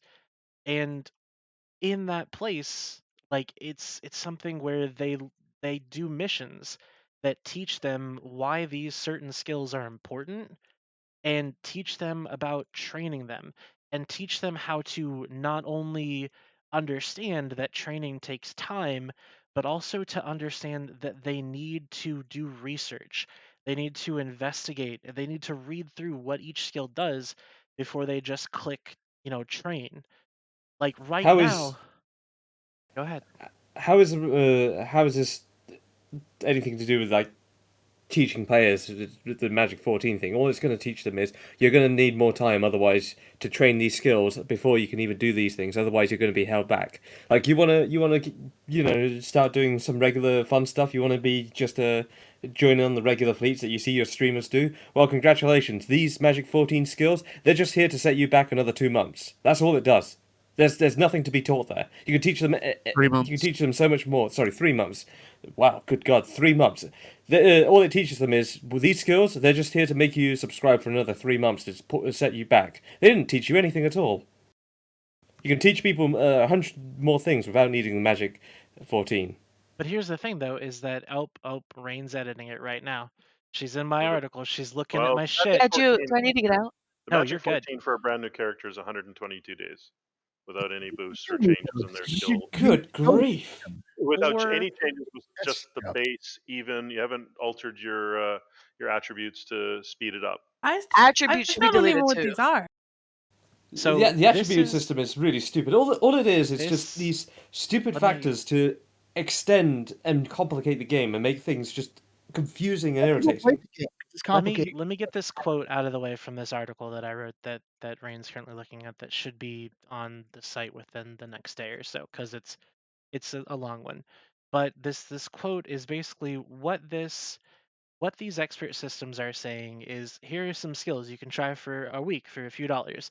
Come back next week if you haven't bought Plex to buy skill injectors to get the skills for yourself. Oh, you don't know what skill injectors are? We'll keep logging in every day and we'll give you skill points for free, or you can buy one of these new player only packs and get a heap of skill points. Oh, you don't know where to put them? Oh, well, here's some skills you can try for a week. And it's just an endless, it's just a loop. And it's so stupid because the player doesn't actually learn what any of the skills do. Like, no bullshit. When I first started playing Eve, I had no idea what the Magic 14 was, and I didn't figure out what the Magic 14 was till I'd already played for like 4, 5, 6 months. Like, no one ever told me. No one ever said, hey, look, here's this important set of skills, which I will admit is probably my own doing for not looking into it myself. But Serious question: did you read all the descriptions? Yeah, I was about to say, read. No, Sure, fuck no, I didn't. So, yeah, There's your problem. Now, But do you know what those are, right? Like, so you go to power grid management, it says this affects the power grid that your ship can fit. Do you know what that does? Do you know No, how to no read the power idea. grid of your ship? Like, get a this war- is in general, right? It's Yes, rhetorical. Because you don't. you No do. one does. like, shield, You shield No, know if you things go like to how to any roll new something. bro fit, if you find any new player who's fit their own ship, you look at it, their power grid and CPU are just dog shit. And 99% of the time, their guns don't match. And then they're also thinking that they don't have rigs, They got and an then they error have message shield and armor tanked, and they just do all this dumb shit. But they got an error message saying they couldn't fit something because they had no power grid. Right? They so do now. So I started looking through things. You always get that if you try to fit something that yeah, didn't but fit. They you got they the never message. maxed it out though. How Doesn't about you? matter. Look, If how I'm about getting that message, I'm gonna go look. How can I fucking fix this? Oh, look, there's a skill that says power grid. Maybe that does something. And then you read it and you find out, oh yeah, maybe I should train this, and it goes up. Right? It's not like it's not rocket science. You find a problem, you go look for the solution. You shouldn't expect somebody to tell you the solution is. Why not? If I don't I know mean, that there's do a they- problem, if I don't know that there's a problem, how am I going to go searching for a solution if I don't know a problem exists? There is nothing when tells you you there's a start problem. playing. There's Bullshit. nothing. The game There's tells you if you don't have nothing. the power grid, it tells you. If you don't have enough CPU, it tells you when you're trying to fit your It- ship. what is That's it? It how doesn't you find say. out you need And those. does it tell you what skills you need to train to increase your power grid? Are you able to go look at the different skills and see if anything looks like Can it? you navigate the skill page to know what skills and where to find it? Yeah, can you It easily mentioned a little figure bit out what would be under where? So off the top of your head, tell me what category your capacitor is in. It's in engineering, but none of you know that. Yeah, I mean, But- we're the wrong group of people to ask. It's under engineering. Yeah. So like that's what I'm saying. There was nothing that would prompt me to say, okay, let me They're take a partway look there, at these skills that I'm learning. It's literally you try to fit a ship, you look at the little exclamation point that says you need these skills to fly this ship, and then you train those skills, and then you try to load up modules for it. You don't know what the fuck those modules do. You can read the description, sure, and that'll give you a pretty good idea. But what is warp disruption anyways? I don't really know, but I'll throw one on my ship. I'll probably use it to fight Serbs these are on the rats that show up vortex. If through you've got red belts. I don't trained care about the The fitting Serbs. tool. you But- probably know what it is. But I was here's the gonna say- thing, though. What I'm Okay. saying is that there is no guided introduction to EVE Online. There's no guided introduction to EVE Online's mechanics. The best that I got was proof that loss doesn't matter, because they literally made me suicide my free Rifter that was my favorite ship into a hive of pirates to kill the I remember hive, that mission. killing my ship in the process. That fucking sucked. That hurt my soul. And I realized that loss wasn't that big of a deal in EVE. But when I Okay. jumped out of that new player mission, I was done. Like, I didn't know anything. I didn't know how to play. I didn't know what to do to make money. I didn't know who to talk to learn how to make money. I didn't know anything about EVE other than right click, approach, lock, and orbit. That was the think- only thing I learned of the mechanics in You know Eve. how to do what most 80% of the players know how to do. Right there. I mean, that's all you need to know. That's all that's covered in the tutorial. You And know which how is more difficult it is to make what I have. cruiser. Maybe they'll change it, it'll be more later. But you don't necessarily need a tutorial. If you're trying to fit your ship, like you said, I forgot about the exclamation points. They added the exclamation points that Yep. actually tells you what you're only goes missing. part way. That only goes part way. That only goes. I was just going to bring that up. That only goes for if you're missing the skill to actually fit the module. It doesn't put up an exclamation point and say, "Hey, you're missing, 3.2 power grid, and you need this skill at this level to get it, or go look for implants, or go change your rig, or go do that." It does not help you there. All it tells you is a little flashy down at the bottom and tells you you're over power grid, and you're like, "Fuck, now what?" Dude, CCP should fit all our ships for us. No, Should go do the mission I'm for that's us. saying not that what they anybody's should saying, Dom. take the And next put step and one for it. either point you in a position where you're like, you want to know how to fit this ship? Go here, go to this, go learn this, go walk through this tutorial, or hey, maybe even a fucking website out of the game. Here's how you do it. Because there's 7 ways you could solve this problem because Eve is big, and I'm not going to tell you how to do it, but I'm not going to leave you with fucking 0 options either. That's what So I think. let me Leaving you with 0 options. They're not leaving you with 0 options. They get you pointed in the right direction, and you have to do a little research on your own. No, let me phrase That it. little research every You're time I want to do a lot something. of I research do on a your own. lot of I didn't research. Now, I've heard people pass around in chat the word end game. End game is not for everyone. No, man. This Magic 14, all this stuff. This isn't end game. This is just to get into being like a regular grunt. This is to get up to being standard, to being accepted, or be able to be on par with everybody else. This is baseline. Okay, here. Skills. No, right here. I googled it. Eve Online, how to get more power grid. Right, so let's say you fit a ship and you don't have enough power grid. A ship's base power grid can be increased by adding modules such as power diagnostic system. So a player has to buy something, which first he has to figure out how to find it on the market, right? As well as training skills such as power grid management. So there's one. He has to figure out how to find that, and advanced weapon upgrades. Advanced weapon upgrades. Oh, wonderful. There's a Yeah. 30-day training. Good grief. And that's on the Eve Uni wiki, it looks like. And then there's like forums from 2018. Then there's like related questions of capacitor and CPU. And then nobody tells you the secret. Oh, there's this other module called the Small Auxiliary Power Core, and it's gives you a hell of a lot more power grid, but you only can fit it on destroyers or frigates, otherwise it's useless. So imagine you're a noober who likes missile boats, and you need to figure out like what guided missile projection does, and like there's 50 different skills associated with I using still a don't missile. fucking understand how missiles Yeah. fucking work. I'm not gonna lie. Can I admit something from my early days in Eve? Like, and this isn't like 1 month in, okay? This is like 2 to 3 months in, doing missions and stuff. I didn't know what an implant was. I had put like a social in, but I didn't know that I didn't know we had clones. I didn't have a clone anywhere. I didn't know what any of that was because it never like brought it up or talked about it. And so when people start talking about like, oh yeah, I've got my learning clone and I've then my normal clone, I'm like, what are they talking about? No fucking idea. I'm gonna tell you a secret. I didn't put an implant in until I joined Gun Swarm after playing the game for 9 months. I mean, did I tell you about like how I learned how to tackle? Right, first week in the game, people are like, "Rain, just fly at them and click your buttons." A year and a half later, it was finally explained to me why you would use a scram over a point, not just because of the distance or because of the the fucking turn off the micro warp drive shit, right? Like, I would have either had to read like 3 paragraphs of the module, which still wouldn't have made sense to me, right? Because like, why would I, as a new player, understand micro warp drive versus not, or how would I know which ship uses a micro warp drive versus an afterburner? Right? Like, I think the first ship I fought was a Hurricane. Just fly at people and click things. Yeah, that was taught to me by other veteran players. They didn't bother explaining. Rain, just click approach and then click all your buttons, and I'm like, okay, that's how I tackle. Can anyone here explain how transversal velocity works and is calculated in Eve? Why would you ask that question? How it's Two planes going next to each other. One of them's going one way, one of them's going the other way. The speed, but the two speeds work together. It's like But how serpentining when many somebody's shooting at you new with a sugar cane. bros? How many people like actually even know that exists in Eve that play? Universal's pretty 0. Played fucking Eve. Well, That's how what many it new players? how love many shit new like players know how to transmatch, and most importantly, how many new players know what ass claps are without giggling and thinking it's a pornographic term? Like You they're say it just like they're ass just clap. I know what Yes, they are, and fuck I you. still giggle. you don't have to like explain every little detail, like just little tooltips that say like, okay, hey, by the way, if you're the where your ship is positioned and how fast it's going and how fast the enemy ship is positioned It affects does how you hit actually do them. that. It does It actually do does? that. In the tutorial, because I've done the tutorial in the last year.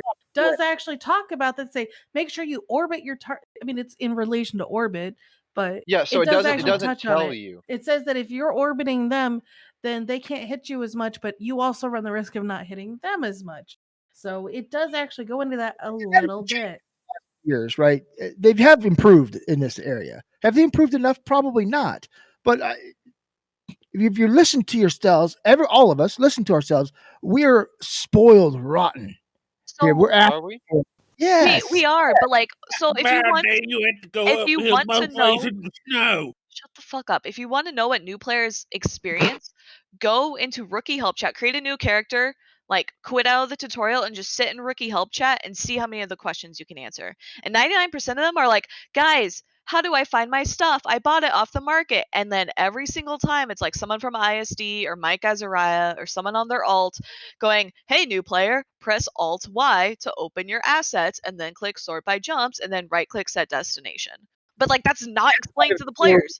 Like Yeah. players buy stuff from the market, they have no fucking idea how to get it, and they It's literally true. have like, and it's I not just one player; it's thousands of players asking that every single day, and that's an issue. my Like, how is CCP not looking at that and being like, "Oh, we should add this in the tutorial. Let's add this tooltip." Like, super easy.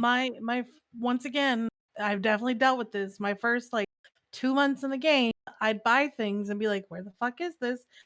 And I realized it's like 10 jumps away. And I didn't know that like I could sort things in certain ways. I'm You know not what? I'm going to admit I'm not the best gamer out there. I'm not the most intuitive gamer to know how things are like would work everywhere.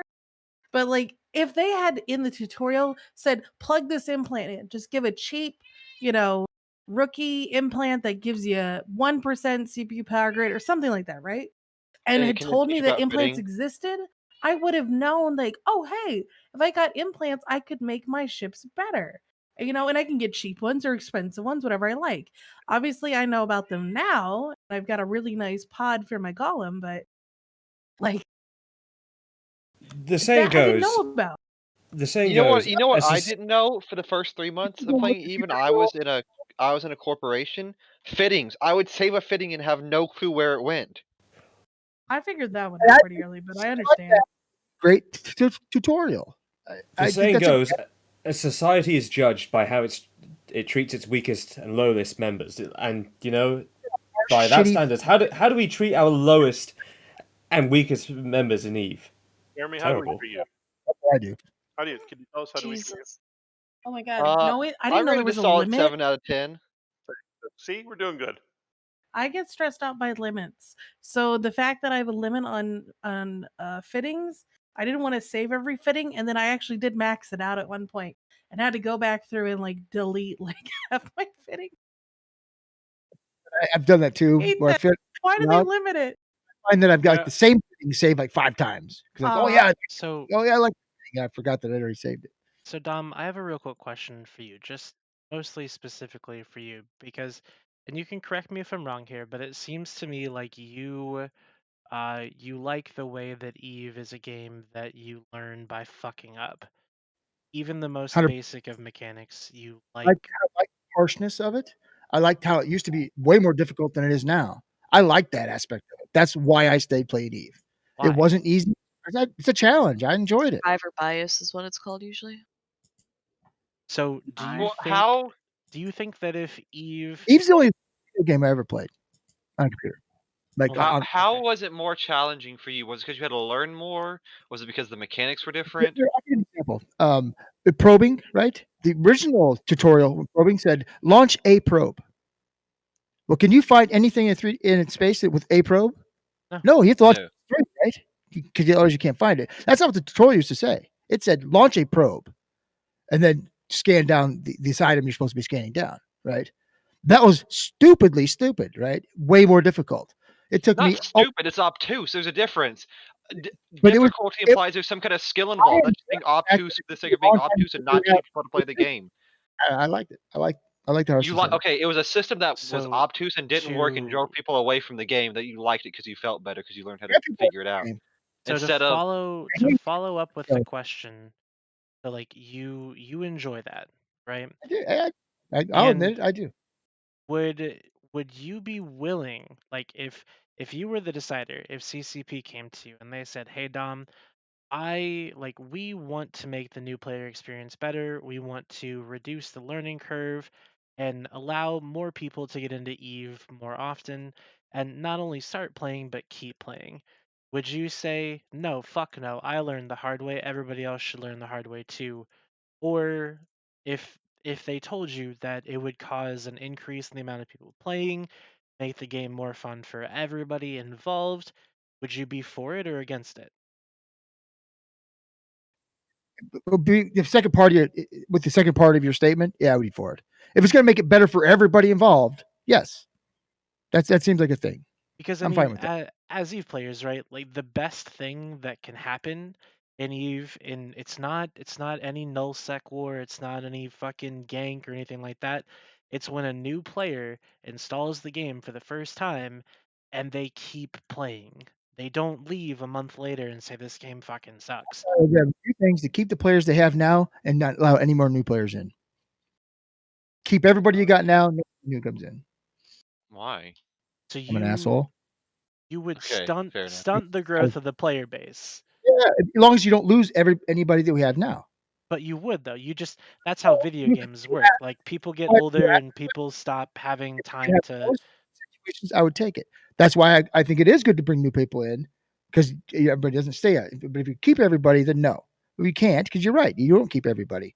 The problem with this game is it doesn't match the new crop of players out there mentality, right? It is what it is. It's a slow pace with the moments of frenzied activity, right? It's difficult. You have to think. You have to interact with other people to get the full experience. You have to interact with other people, right? In different ways than you would normally do just a World of Tanks or whatever. You just log in and talk to and people. you It's know so what? different, Honestly, right? man, I'm Not totally really. cool with all that. I am too, but not most young new players are. They want instant gratification. They come in, they want to be able to play, they want to lose their stuff. But do you Most think players there's a don't like middle that. ground? Do you think that there's a middle ground where instead of it just being like, okay, look, you're a new player in this game, but fuck you, do your own thing, figure it out, or fuck off?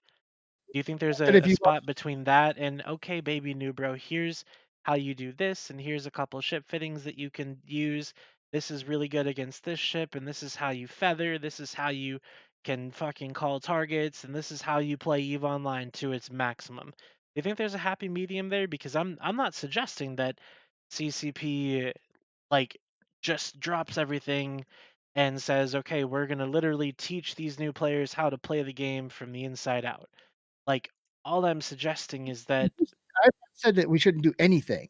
Just some of the things you guys were talking about, I disagreed with. I agree with some of those things, adding in tutorials for a lot of different stuff in Eve. I don't think it's necessary to spell out exactly how to fit up your training well, I don't think for so every. either. You guys, yes, you did. You guys were just saying that a little bit No, ago. I never said That, any of that. that's what you What said, I though. said is that EVE Online, like when I first started playing EVE literally taught me three things: approach, lock, and orbit. That is what EVE taught me. That is not enough to be able to properly play the game. That is not enough to be able to go and make money. All that kind of stuff. It's just not enough, dude. And that's what I'm saying could be changed is the fact that when somebody jumps into Eve, instead of just getting this basic ass tutorial that says approach, lock, and orbit, you get a set of missions. You're given the option to go through them. And as you go through the missions, they teach you about things that are important in Eve. For instance, Now, they teach you why reading what skills do and understanding like what you're actually training is important. They be teach taught. you, huh? Why should it be instinctual to? Hey, I may need to read the descriptions on the things I'm going to be doing. That shouldn't be something they need to tell anybody ever. If you don't do that already, you shouldn't play. You probably shouldn't leave the house, right? I mean, Redline, wait, how'd you join Goons then? How'd you get into Goons? I just got a mail and I joined. Oh, so you didn't seek out other players Oh sought wait, you. no. I'm sorry. That's how I joined Horde. I joined Goons because I was on a fleet in Horde, and we went to Delve and got Titans dropped on a Caracal fleet, and I had just lost to Vexter, and I was super salty, and I was like, "Fuck this! They drop Titans on anything," so I joined Goons. That's my origin story. But that's neither here nor there. Like when I got there, I still didn't know any more than I did when I left Horde. Like it I'm seeing wasn't. people. when I joined, the tutorial was even worse than when you joined, and I knew. That's called survivor bias. Please stop with that dumb shit No, argument. it's not survivor bias. It's It is. absolutely. Oh, I It did is. it. You Therefore, said- it's okay. There's tutorials That is the you were able definition to of do. survivor bias, There's- Dom. Google Wait, it. he went Tom, through Dom, and you, talked That about is the definition of his survivor bias. experience. He talked about his experience. lost to What he Vendetta. learned after he was done with his tutorials. When I was done with my tutorials, I knew more than that. And it was Goons given. just lost to Vendetta 3 minutes ago. Stand Yeah, by. somebody gets to talk. Stand by. We're busy. Effort was put into. We're arguing. I put some effort into read. I read through the damn skills, and I made mistakes. I immediately did the remap, right? So I lost that off the bat, and I fucked it up because I didn't. I was in a hurry to do stuff, so I did Did make you know mistakes. that But you I only learned. had one? Well, because it tells you, yeah. Okay, You so can you have knew. one ubiquitous experience, right? You have to try And- to have a broad tool that helps bring lots of different people. Because even those new people, even what Loki and I were talking about earlier, right? There's two different, certainly two different experiences. CP signal in CCP signal in the chat kind of said it. A lot of what we're saying, it's really not about tutorials and more hand holding, but making sure the game can give the information when sought, which is UI and UX changes. I think that's where I know Don for sure. 100% Rain behind story was certainly Dom, Don said it a do little bit. Rain you- was, I was as well. That's kind of where I think a lot of people are going. So it's not hand holding. It's just like, okay, this 100% behind universe that. is That's a highly computerized universe, and I have to go out of the fucking game to find the most basic things that you would think a highly integrated computerized universe would have literally at my fingertips. Yeah, let's talk about like some of the missions, because the one problem in this game, I feel like, is the fact that you have to seek so many third party sources to understand how to do some of the things in this game, because they're not intuitive, and some of them have hard Them out. limits that if you fuck up, you don't get another try. So like I did all the storyline missions for almost all the storyline missions for Amar, and there were a couple missions where there were just no guides. I found one in Russian and had to translate it with Google Translate to figure out how to complete the mission, because if you start it, you only have a week to finish it, and if you don't finish it in that week, then you can never do it again. And if a new player started any of the storylines and didn't know that, they would screw themselves out of something they potentially need for whatever they want to do. Yeah, The fact that the game doesn't have like at least a nice like explanation of what a storyline mission is and kind of the rules about a storyline mission, because it doesn't explain a thing about storyline missions or how to find them. You just kind of fall Just into kind of it. do it. Yeah, you either know that's what you're looking for or you don't. It is Sometimes awful. Dom, you said Some- that this was your first like game, right, or something like that to that effect. It's like an online game. No, I'll no. tell you what, I, Dom. Sometimes I sit here and I daydream and I think to myself, what could it have been for Rich had he not gone down this path? Had he stayed in high sec? Had he gone somewhere else? I daydream and think, Had he referred to himself as a third person? out of all the players here, out of all of us here, we're fucking anomalies. We are lottery winners. We're like the 1%. How many other terrible fates could we have had if we didn't do the things we did? If we stayed in high sec? If we didn't? If we didn't do? Do you want to know what happens, Rich? That's like my cousin, right? We quit. He spends 2 years playing this game like obsessively. 2 years. All he would do is some basic ass dumb shit like killing rats in high sec asteroid belts, and he IM'd people and he talked to people, and I'm like, bro, go join a corp. I can get you into a corp, or I can tell you like how not to get scammed in a corp and this and that. Nope. He talked to like 5 people, maybe helped some newbies and rookie help, said hi to Mike Eyes Right, quit, doesn't play. Probably won't ever play. Has it uninstalled. Like, congratulations. Welcome to one of the players who made it past that 7-week mark, and they're literally fucking gone. So it's absolutely survivor bias. All of us here are survivor bias anomalies. We're mutants. We're monsters. I think you What? should probably speak What the for fuck? yourself. Are you okay? You're Can I definitely a just say mutant, that Rich it's two Richmond. vendettas now, by the way? Oh yeah, no, I've left humanity behind. I take 4 scoops, absolutely.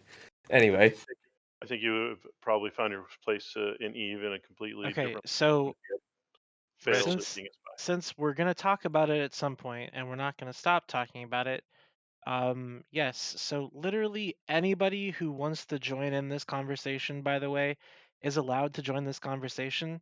You literally just join this Discord channel, right? You join this Discord and you jump in the drag me channel, and I'll drag you down, and you can talk. They're too big But of cowards, Redman. They're just gonna shitpost and Twitch I chat. mean, that's probably true. I don't know. But we're going to talk about this fucking vendetta. So, the one thing I want to Two mention about vendettas. this vendetta, Why? stand by. This is I only too. want to say one thing about the vendetta, and it's that this guy got away in 49 TAC U. Two vendettas, dude. 2 Two vendettas. vendettas. Okay. I can confirm. 2 vendettas are Look at dead. Okay, protocol. so Edward got away, and that's fucking Dave Archer, by the way. That vendetta, So that's you Dave lost 2 Archer. vendettas? You lost 2 vendettas? Edward is Dave Dude's Archer. lost two. That's Edward not. Issagar That's is not. Dave Archer's all that. That's not me. That is That's not Dave my Archer's fault. vendetta. I beg for vendettas. I fucking beg for vendettas. I would not lose a vendetta being an absolute moron trying to do something stupid like As far as I some can tell, Dave on the Archer keep who start, literally and then sat Scott. in the Trash Talk Tuesday Discord and talked shit to me about being bad yesterday. Well, bitch, who's a bad now? You just lost a faction supercarrier because you're a moron. Suck it, idiot. Anyways, moving right So along. I wanted to Vendettas pitch get in Fleet a War? little bit about new players. If I can. Yes. How Hi, now? Juvenis. Does anybody know Hey, how how's this everybody occurred? today? You guys be nice to Juvenis. He's a fantastic person. Okay, first off, Don, S- sorry, Javinis, before you talk, I have to make sure, Don, we knew him Hi. first, okay? He was on No. our list of people to get nominated, to get elected to the CSM, okay? He came on, he did the debates, and he made the most sense out of almost anybody on the stream. When did So- you meet Juvenis? Because I met Juvenis almost 3.5, almost 4 years No, ago. no, no, a no, no, year no, no. ago. We knew Well, him like, first. oh, No, I no, feel I so knew him. flattered right now. I'm I blushing. took Juvenis to the Hoover Dam in Vegas. You did. Okay, You with did. my And met your dad. dad. Caesar's Legion. So you guys, I knew Juvenis first. Y'all can suck my dick. My cat agrees. Please don't talk about sexual activity on this stream. This is a family-friendly stream. It is not a family-friendly stream. Not Don't even anymore. try. Even my cat agrees it's not. All right, Juvenis, you want to weigh in on the new player experience? You DM'd me, you So- did the thing, do it. Yeah. So for those of you who don't know me, I used to run an all Spanish-speaking organization in Gunswan Federation called Requiem. So the way we solved the problem of getting onboarding new people in is we actually divided the corporation in 2 factions. Like we had an academy that lives in high sec and it gets new players in, and we try to make it as frustrating less as possible. And when you get like 3 weeks, 4 weeks, you meet everybody. It's all one just big server, voice server, so you can have your social interactions with the end players and with the mid players and with new players. And what we found out, we've been doing this and documenting this for over 3 years. It's no joke. Every promotion that we have every month, we document it. We ask questions. What did you find? What did you like? What didn't you like? And what we found that it was very interesting is social cohesion is the best factor for people sticking into the game. That's the first thing. So if you expose as soon as possible to people to interact with others meaningfully, like having fun, just laughing, having a blast, that's good. Second thing is you have to lower the bar on frustration. That means that if they have to pay for a ship or they have to pay for something, you need to lower that bar, that frustration as little as possible. So what we did is every new player that got into our organization got 20 ships right away. You got 20 little ships that you All can right, so I'm spend gonna on. stop you. I'm gonna stop you here because Go ahead. you were talking about when they get into your organization. How did they get Uh-huh. into your organization? It's free to join. You just apply to it, and you're immediately in. How The do only they thing know is, to do How do you that? know to apply to it?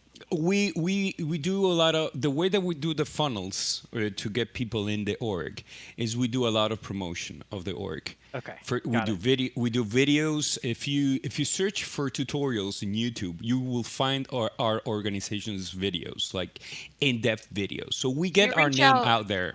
Do you reach out in Yep. game at all, like through the email or whatever, or Rookie Help? Well, I guess No, you no, can't we recruit don't. with Rookie Help. We don't do what we found is this is part of the things that we found out. We always ask people, how did they came about to know EVE Online? What was your entry point? How did you got into EVE Online? And to our surprise, there was this guy who nobody knew who he was. His name is Rager Coffee. You can look him up in YouTube. His videos have 500,000 views, 400,000 views, and nobody knew who this guy was. He didn't play EVE Online. He just made stories about EVE Online.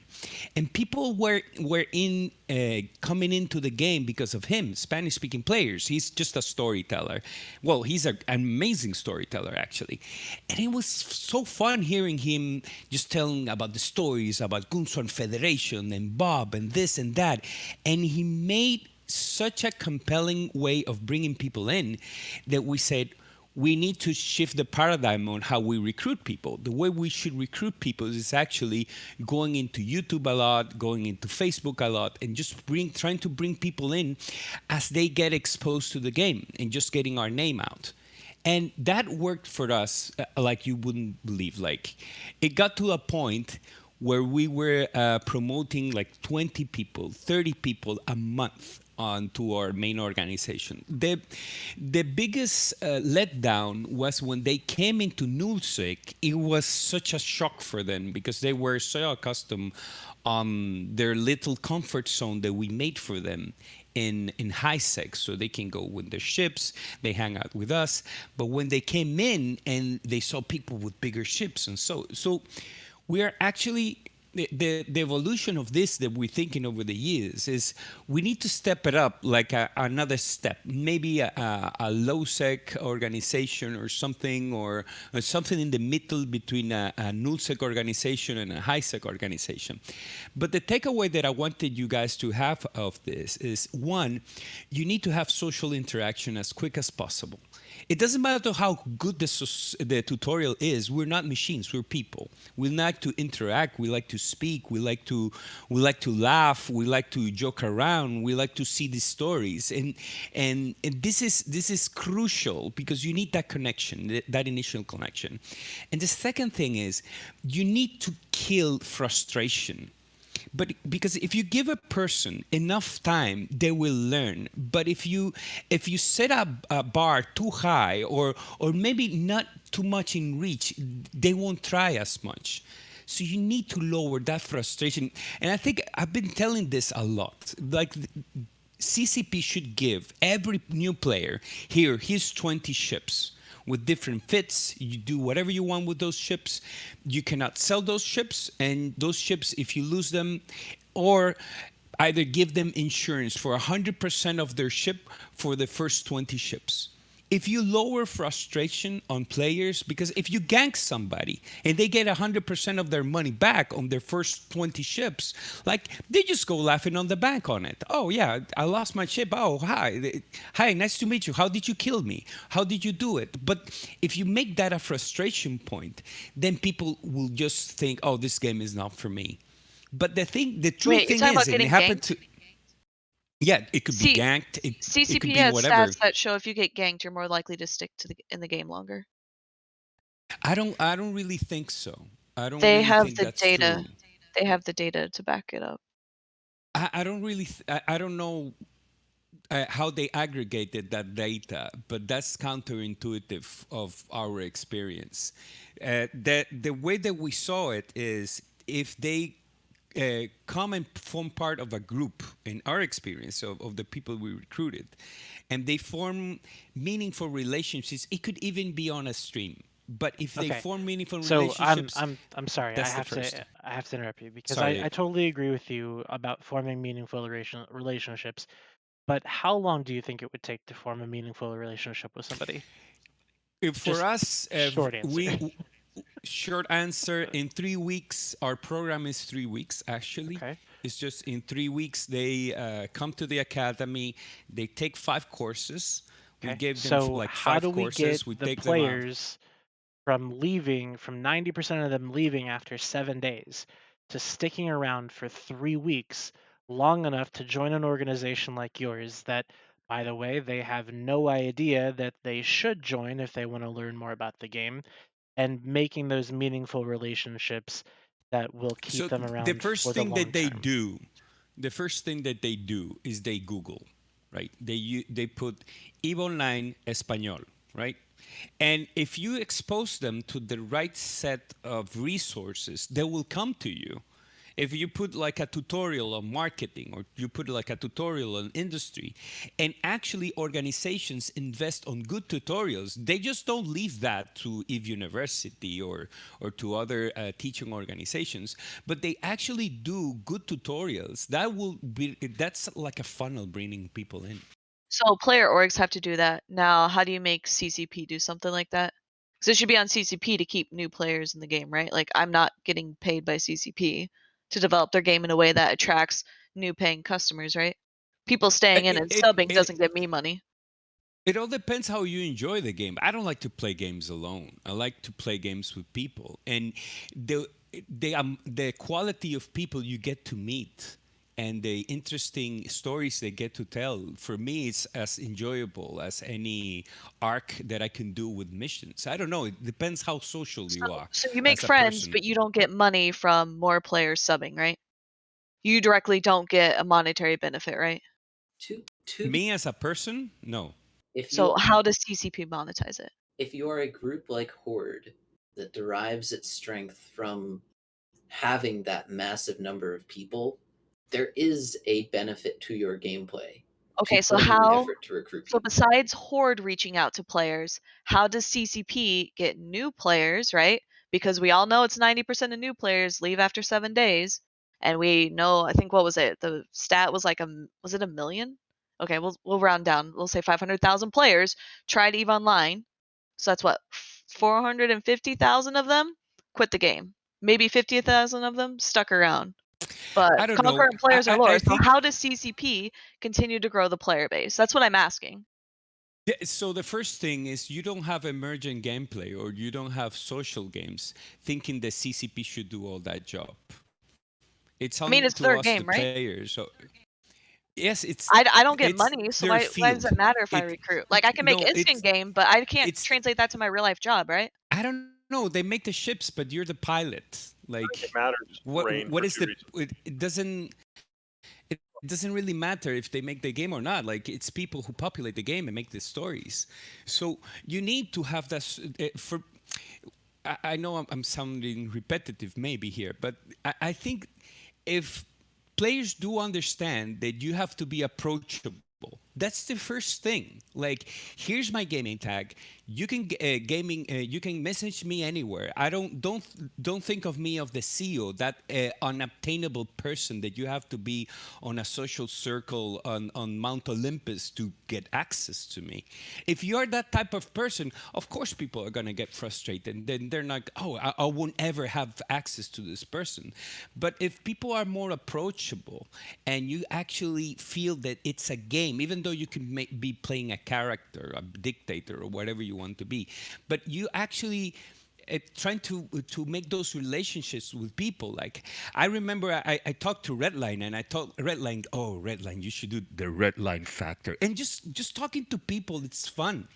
And maybe just, oh, let's get flying, or let's do this type of fleet, and even losing a whole fleet when you're having fun is enjoyable. I don't know. It's different approach. We're in the way that we did it is a more casual, more because we also had metrics of the amount of hours that people were willing to play, right? So people were willing to play like 4 hours, so 5 hours a week, not more. Like of course, there are those people, those outliers that could play like 10 hours a day or 8 hours a day, or they can mine whatever, but those are outliers. But the meat of the players that actually come into the game is not that big on hours. So we need as I don't know, as the most committed players to actually listen a little bit more. I think we have our hearts too much on the deep mechanics of the game, and we are not actually asking questions. We are not asking, oh, how did you came into the game? What do you like about the game?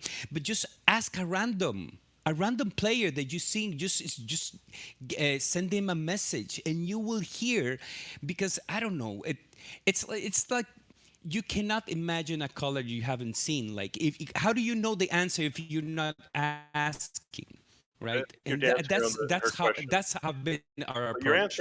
answering it, but you're not. Sure.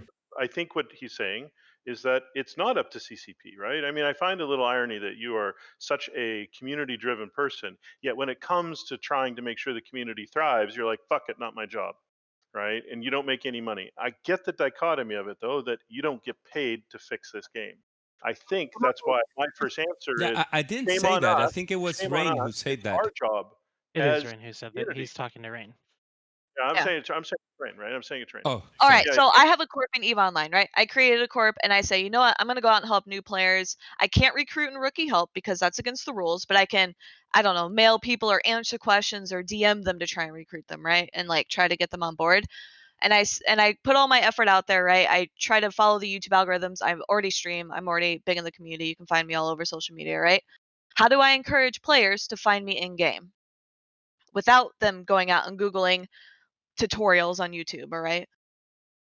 How do I do that? You say That's a no. tool. No, and I Now agree. what you say is the corp tool, right? In-game corp tool. How easy is that for any of you to use? Horrible. Come on, these are No, not no, these I'm are serious. not my I am serious. grandparents. No, Rain, these No, are not I'm my serious grandparents. though, right? So And I'm I'm saying, very hey, I'm a new serious player. too. I'm going to these look are up a people new who player corp. It is impossible to find within Rain, the current UI in the Rain, these game. are people who are very internet savvy. They're not Okay, great. like my Why do they have grandfather. to leave the game? Googling what They is a leave good I'm course to telling join you, in EVE Okay, Online. so I look and I find Do Pandemic you Horde. How do I find Pandemic Horde in game? I have to search it. I don't go through the corp UI. I have to search it and find it, and then I click apply. And then they say, okay, now you want to ask somebody a question. Go Rain, find somebody in it. you're just assuming right now. No, Like, because I've done no, this. I've run no. corps. I've done this. Yes. Do you All your exit solutions. do all you your do solutions are. exit questions when people leave the game? Do you actually have their emails and send them why Why did would you I? leave the Why game? have somebody's email? No, Jesus Christ. Why not? Sound Because the horn like or people's don't personal have their emails, information. Rain. Yeah, I would never ask somebody for my email. What the fuck? Or for their email, sorry. Why not? If you ask them politely, Because they would no, if they feel that you are in a community that people, would give you your email. no, Why not? it is not my responsibility to take care of people's personal information like that. Like what kind of question is It's that? not a No. personal information. It's just sending So an email. Hey, dude, I love your Pandemic Legion. company. Why you're leaving the Pandemic game? Legion has my email, right? Because I'm part of I don't know. Pandemic I Legion. feel Pandemic Legion that's a is never disconnect. going to share that to anyone, right? Or they shouldn't. That would be a massive breach of trust. Nor would they just randomly email me. The headliner goes, "Hey, Rain, haven't seen you in a while. Where have you been?" On my email? Like, what kind of question is that? My point is that the I don't tools know. given to us in the game are so Because limited and so I'm terrible that sorry. it's Maybe impossible because for new players. sorry, I'm Latin. I'm very different from that. Like You get 10 people for a us month. being so for That's us like 120 having people that a year. connection is not it's nothing. Like I don't know. We're not that. Just it's an email or maybe a Discord or a message. You just Discord's contact fine. that person and just ask him why they're leaving the You're game. affecting the What's email so thing wrong too, with Marie. that? And you have to realize our organization is not millions of players. It's just maybe 20 players a week, a month that we recruit. That's at most. It's not that That's big. 200 players like a year that you're recruiting out of hundreds of thousands that potentially join the game.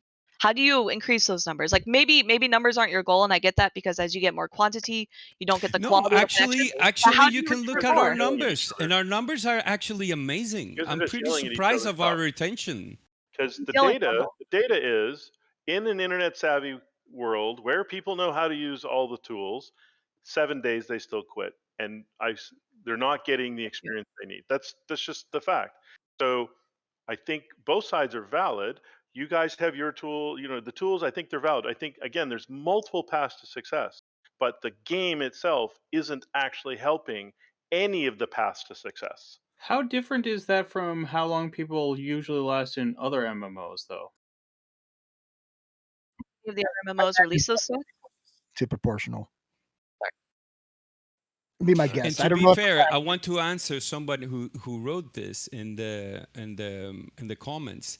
I'm not saying that maybe the Latin are superior, but we don't think of privacy as that. Oh shit! I'm giving some stranger my email. Make it a fucking fake email Well, account there's a for poll the in the chat. games. I don't know. But here's the thing though, is that I asked you a question a while ago, and I don't know if you answered it or if you answered it in a way that I didn't really catch it.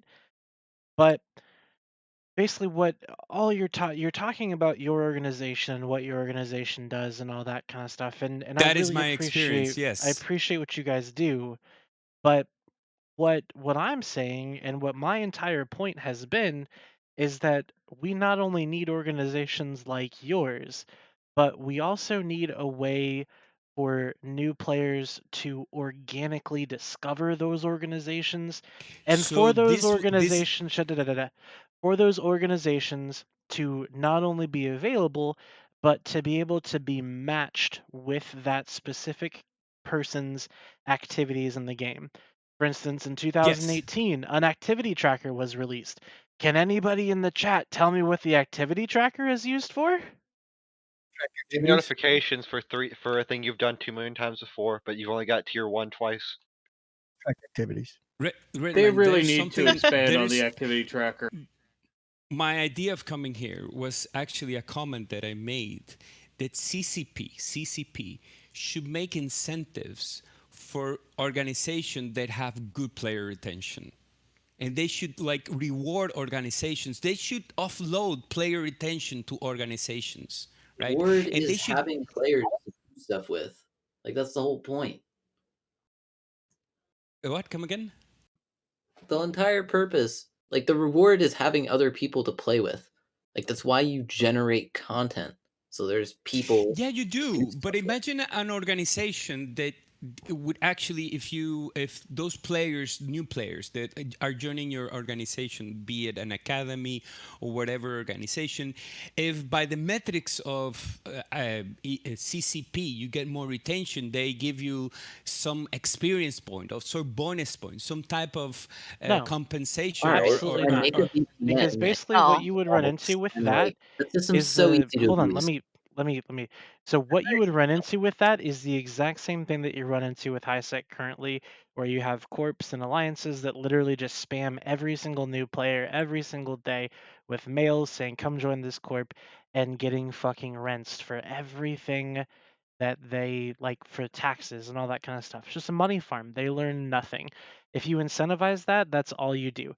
What you could do instead is you could use this activity tracker that, tracks activities and say, oh, wow, this player likes to do a lot of exploration, or wow, this player likes to kill a lot of NPCs, or this player likes to mine. And then you could find other maybe players you that can like to ask the mine and player. explore and do all that kind of stuff, and you could bundle them up together in a group, and then you could Yeah. encourage them to do things together, and you could do that within the same system that currently exists with the NPC Yeah, one is in corporations. Australia and the other one is in the States. Good luck That's with fine. that. How many other people are going to be in Australia though? You're focusing on those two. But if you have people that like to do the same shit and you put them in a group together and that the people in that group likes to do the same shit, then there's a really good chance that they're going to do that same shit together. because they're not going to want to play alone. They're going to want to play with those people, and that system already exists, except instead of being Argument. used as a way I to have make new I have a players simple argument. bundled I, together, it's just a way you selected as your character screen. It's stupid. I, I, I thought you were pimping out first the of all, LFG, the new LFG tool is what I thought you were pimping out for a moment, Redline. First of all, I don't claim that we have the formula. I'm telling you what has been working for us. First, be more social, like try to talk to people, be approachable, not be on a pedestal over there on Mount Olympus that nobody can talk to you. Yes, Be somebody but on approachable. That's my first like thing. that's not news. Lying, that's me because I have some news for you. Yeah. Okay. So my second and my last thing, and maybe I'll take that as I don't want. It's that I think CCP should. I don't know. I know that you disagree with this, Redline. You said it now, but I really think CCP should do some type of recognition. Let's call it that of good retention or good player helper or player review of organizations, whatever you want to call it. But if we have that, maybe organizations can join those, players can join those organizations and say, oh, this is a fun organization to join. That's it. I would rather see CCP do the front end of what you're saying instead of a reward for doing it, is advertise that you're doing it. So you do get people. That too. That is something I think That too. CCP could do for organizations. Now, is it going to be exploited by shitbags? Of course it is. This is Eve. But for the most part, if you're an organization that wants to have an ad or however they want to do it in a splash screen or whatever, CCP should be doing that if they really want. If they feel that being part of a group is very important to retention, that's something they could do to affect that. But maybe they don't think that. I don't know. I'm just saying if they do think that, that would be something that would make a difference. If you give people the information that there's like brains groups out there, if when people log in every 25th cycle of their splash screen or whatever, or it scrolls through, information about Rain's group is there. Yeah, and how to contact her, how to contact the group, and get something like that. And have multiple different groups that would make a difference. I don't know that rewarding the groups for doing it is the right way to go. I think Yeah. rewarding incentivizes like pretty bad behavior. We've seen that I think already. so.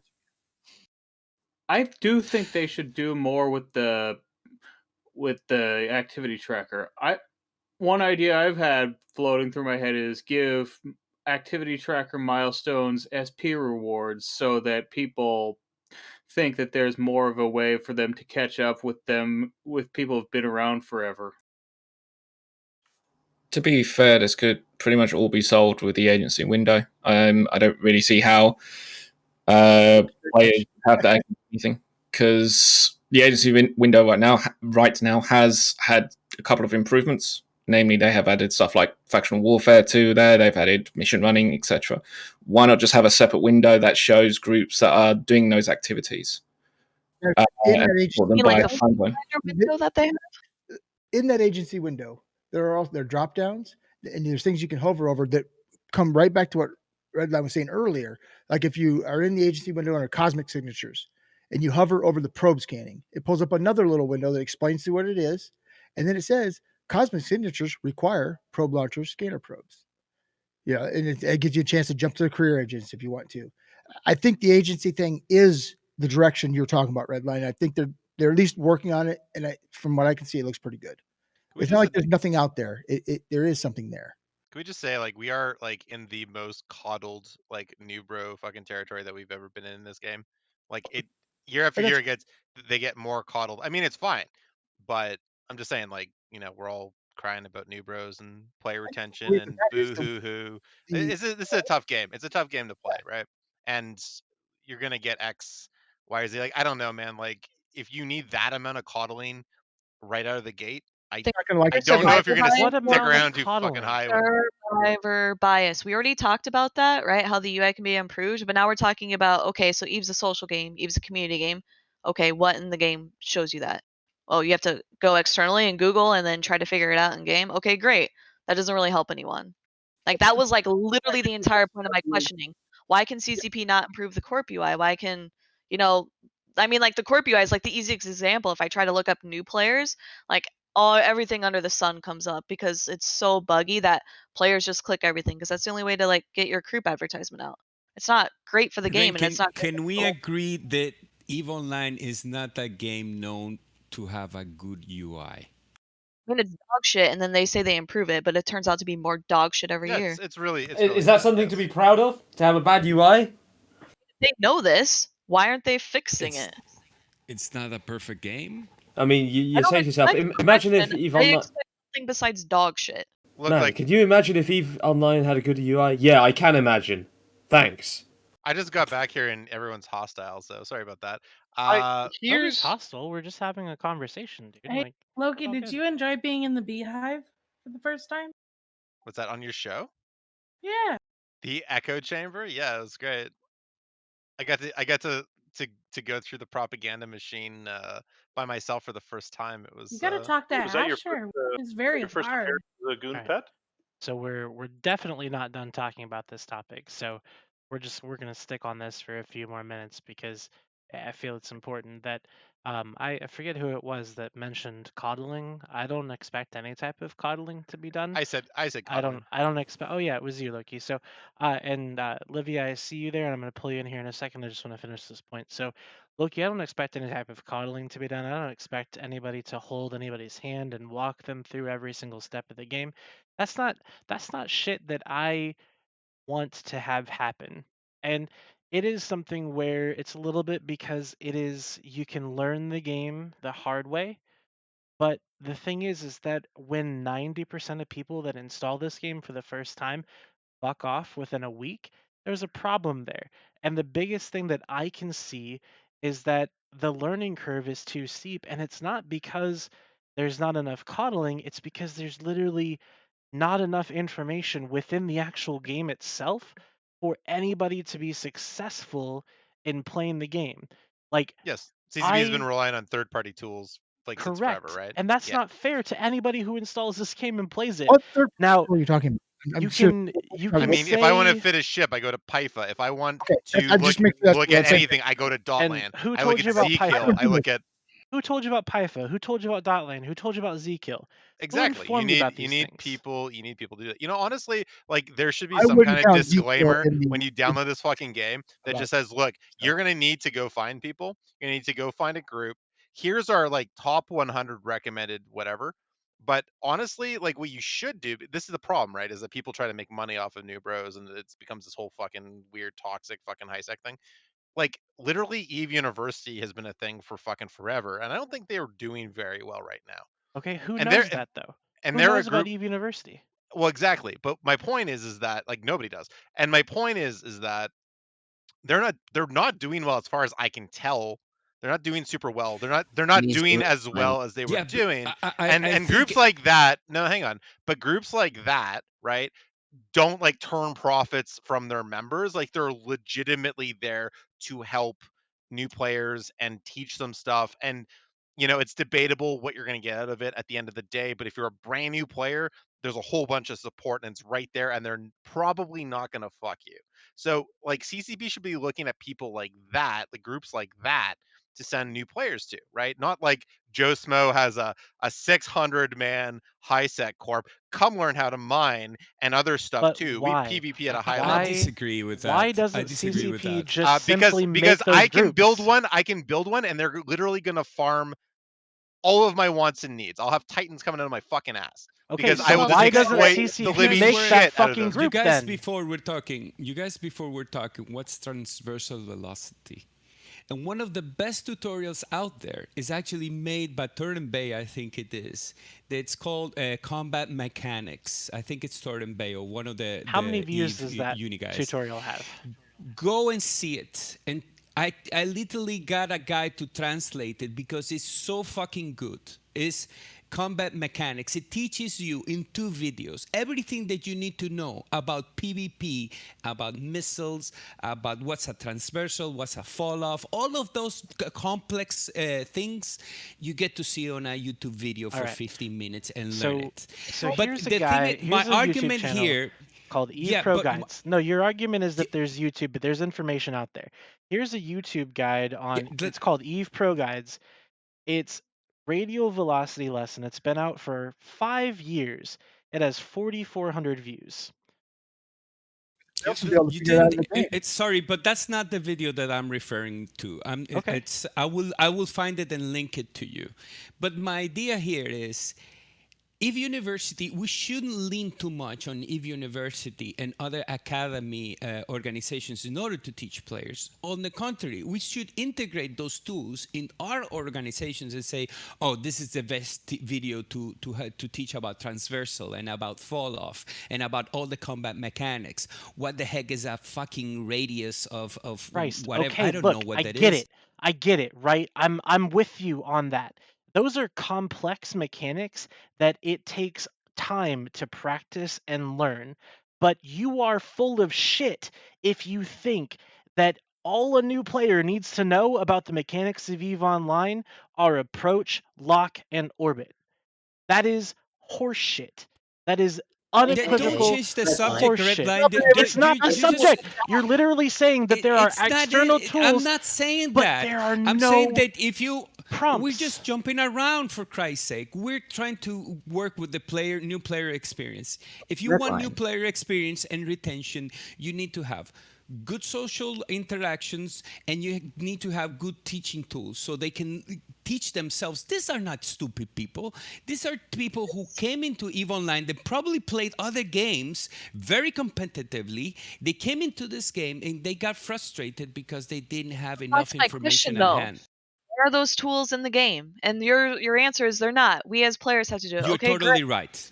In Like, game, they're not. okay, yeah, and that's my concern. Is right. It's maybe CCP doesn't need to build the tools. We don't need CCP Rise here explaining transversal velocity, but we should have something, right? That says like a pop up in the tutorial that says Eve is a social game. Click here to go see the corporation, or alternatively, you can chat down here and rookie help. Is there that? No. Yeah, you There's should literally probably nothing that says go talk to other players. And at the all we say here is that Eve's a social game, it's a community game, etc. Okay, well, where is that? Like, why isn't CCP typing that out to anyone? Why not allow new players to actually be put into like Eve University or something like that? I know that the faction groups are supposed to be your new player one, but it's not really run by anyone. You actually need people at the top to give guidance. So they could create a CCP run new player organization, which you join and they age you out, or Eve University and give them some incentive or something.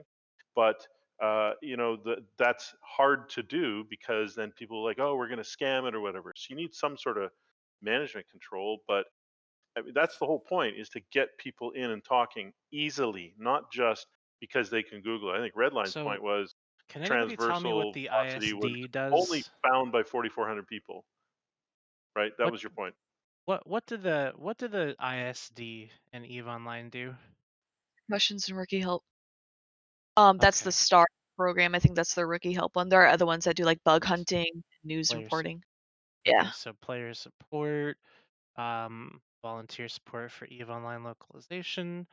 So my real big suggestion here, and while I appreciate and respect that there are groups out there that do, they bring these people together and they try to get everybody on the same page to try to retain players. I completely understand that. I respect the hell of that, but you don't get anything for that, right?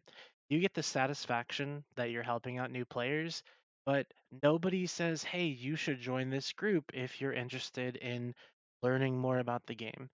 That's not something that a random new player is just going to stumble onto. Now, yes, you're going to have those players that will stumble onto Eve videos because they're wanting to learn, but you're not going to have a new player that is Googling how to transversal velocity. That's not going to happen because nobody knows what that is until somebody tells them.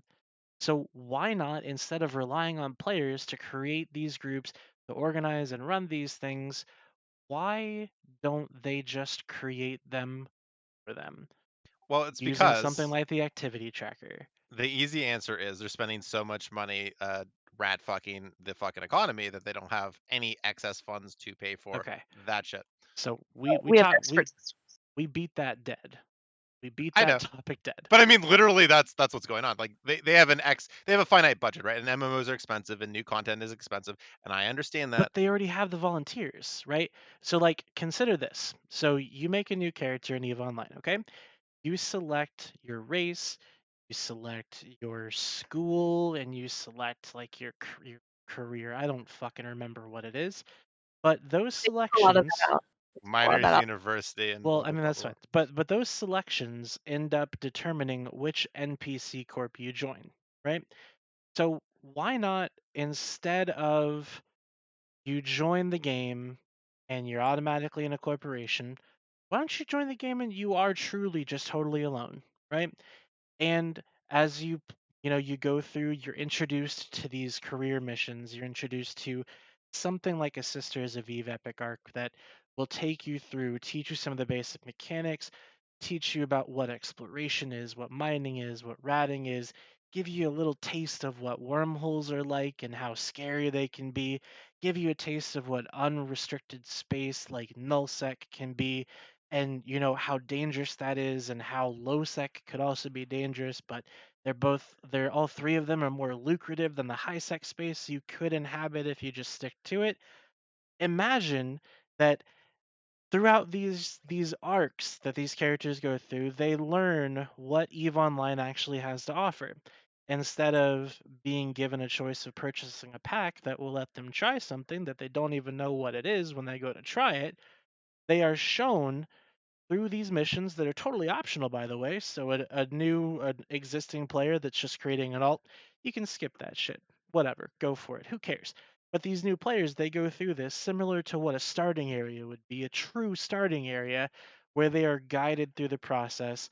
And then once they finish these missions, depending on, what they liked the most, or depending on which side stuff they did, whether it was exploration, combat, mining, anything like that, they get suggested an already existing NPC corporation that is moderated by ISD, who are already volunteering for that exact same job and not being paid for it, by the way, which does not increase the budget, does not change any existing infrastructure other than saying, hey, these NPC corps are no longer just corps that players pop into, but instead they are players that they are corps that people are given the option to join based on their activity in the game while they're playing. They can stay in those corps for like a month or something like that. Then they're encouraged to go to the corp finder and find a corp that matches them, encouraging that social interaction. And then as they go through, they talk to other new players, they talk to the ISDs, they get their questions answered, all this and that. Then they can start to learn those more complex mechanics. They can really feel whether or not EVE Online is going to be a game for them. You know what, But Redline? I hear what? you, and the only suggestion that I have for you: open Redline Academy now. Open Fuck it today. no. So No. please hear people with experience with this, because it's very easy to talk about this and you're not asking the questions. You should go to those newbie channels and ask people what is their experience. You right now you're having an idea on your head, and I totally respect that, but that's not the truth. The truth is what people say, and you should go into those channels and to those help channels and just ask people. Don't assume that someone else is going to do it. Why don't you do it? And this is the thing where I have a problem with when Because people I start. didn't apply to be in the ISD program to spend my days answering rookie help questions. So, I like, was given a realistically, choice of I whether to really do that or I not, and I really chose not to. I really think that that's just like, here, have a sticker and go play. Here, have a sticker of EVE Online. And you put that little sticker to them in their chest. Oh, here, I help you with this little sticker. Here, smiley face, go and play EVE Online. It doesn't work like that. Ask that realistically, person.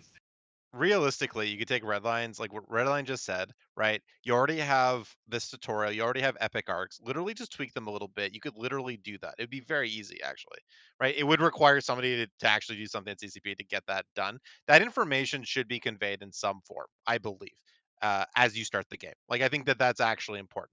Was that information conveyed to me? No, but I knew the people IRL that got me into the game, right? And then he got me into some shitty ass corp some fucking place, and then I figured out who the smart people were, and I listened to those people because I'm not stupid. The problem is that there's as many smart people as there are in the world, there's also like really stupid people. If you want the stupid people to stay in the game, you're gonna need to like give them like a little cracker trail for them to follow, or breadcrumb trail for them to follow. So like CCP should probably get on the breadcrumb trail, honestly, because I think that's actually a good idea. It's like, hey, there's this thing called like corp ads. Here you go, big fucking arrow, and then you click on that, and it's like, wow, there's all of these corps, and you've already been expressed. It's already been expressed to you the importance of actually getting into a group, and maybe there's some kind of like ranking system or like an honesty honor system where like Or player these are the retention top 5 numbers. groups. These are the top 5 groups. Exactly. These are the top 5 groups that are not going to fuck you. So, maybe go with one of these. Well, I just want to double back on that. Hi, I'm kind of new in here, but like, I help out down in Karma Fleet with the Karma Fleet University and things like that, and we had a discussion similar to this like a couple days ago, and like what you were saying earlier, Loki, about like the honesty system. I think that's where CCP needs to step in, sort of, and like, maybe like even work with the CSM and have like a guideline to like what a new B Corp should be and what would it encompass. And then if you hit those goals or hit those criteria, then when you're in the corp, when you look in the corp finder, you have like some kind of symbol saying like, hey, this is a newbie corp, right? Because right now you go into like Newbie the corp friendly. finder. If you go into the corp finder, it's fucked up. I mean, you can't tell who's scamming or what's legit. So Right. The corp finder right now, I have my language set on English. One of the what was it? The second one I think was a Russian one. I set it to mining in high sec for like U.S. time zone, and all of these corp taxes 100%. The lowest is 66%. 100%. Holy fuck. High sec lines hiring pilots. Mine for fun, mine for profit. All about space rocks. Love the sandbox. We want to police ourselves and make things ourselves. Then we should put the people who are trusting and aren't going to scam, and we should work with them to give the new player experience. I mean, this is a social game. We're arguing for an hour now about how to get CCP to give us access to the new players. Well, let's just go get fucking access to new players. It That's takes what I've been to looking talk for, to yeah. them, not CCP to force us to talk to them. I'm not asking CCP to give me access to new players. I'm not asking anybody to give anybody else access to new players. What I am asking is that instead of trying to fucking milk the new players, as Manic Velocity so eloquently put it in the most legendary video that I have ever seen in my entire life, instead of trying to milk these players, why don't we try to keep them? Why not, instead of trying to put some skin in the game, as it were, I don't know, instead try to give them something to spend money on that's actually worthwhile? Maybe we make it worth the investment? I don't know. I'm That's just asking my players in Stuff like Rookie what? direction. Help. I'm asking players in Rookie Help. One actually did say corporations. I said, do you know how to join other groups? And then someone goes, link the recruitment channel. How do I make a bookmark mid-flight? What is the respawn timer for rats within the mission sites? For the item drops. What are sleepers? How do I get Mexa, whatever the fuck it's called? Do frequency crystals run out of charge? These are all rookie questions, by the way. These are, oh look, it's Mike Azariah. I'm gonna tell him hi. So you can every time you answer a question, you can answer. You can ask a question back. You answer, for example, what's the Mexalion? You say, oh, that's a mineral. It's colored black. It's you do this, this, that. Questions from new And players, yeah. yeah, that's it. But when you answer a question, you answer a question to him, but you want to have a conversation. Why don't you answer a question back? You No, ask I a question don't. back. You're antisocial, man. I am So Red line. quite antisocial. You're correct. So I just want to cut in here for people who don't know who I am. My name's Corvus. I was predominantly a low sec and faction warfare pilot for around 6 years. I've been playing the game for about 9, and I think getting the UI stuff and getting CCP to act upon that and putting stuff in the game to lead new players into these corporations is half the battle. The other half is being making sure that the mechanics and areas of the game where these groups can flourish still exist. Because there's been a lot of updates, particularly from a low sec point of view, that have removed content from that area, and therefore that has led to groups that would be training new players to leave that area. So it's not just a case of, oh, you need to breadcrumb it basically for new players into new groups. You also have to create an environment for those groups to flourish at the same time. Sure, and yeah, like faction warfare has gone downhill like rapidly in the last couple of years, which is very unfortunate. Something I have to agree a lot with Redline that he said. We should have a little playground for new players, a place where they can do safely and with collaboration content. They should have like that little tavern in World of Warcraft where all the newbies can see the older players like coming about and going about and what is this, and if they have maybe that safe space, I don't know what would that be, because it's different.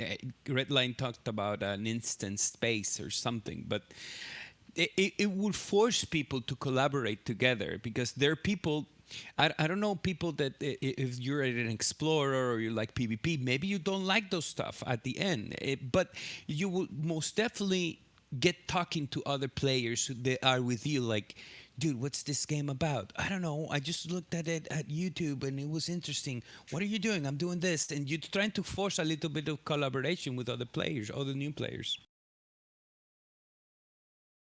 The blind leading the blind.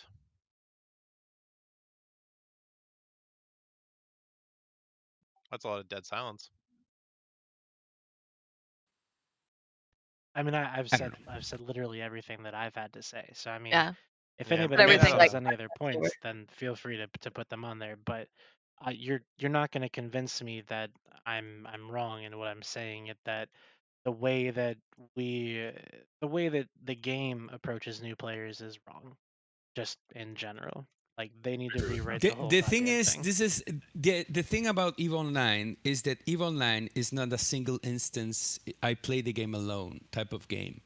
It's made to be a single shot game that you play with with thousands of other players, and that's what CCP advertises. And these organizations are player driven. They're not like NPC driven by some overlord there that you have, like, or like the Alliance or like the Horde. We don't have that here. What we have is player driven organizations. And in that regard, you need to scale up the socialization. You start with a smaller group, 5 people, 10 people, and then you scale up to a whole alliance if you wanted to. You need to have those baby steps, because we are so accustomed of playing with other people, going into fleets and so much. We have, like Ren so adequately put it a lot, that we have survival bias.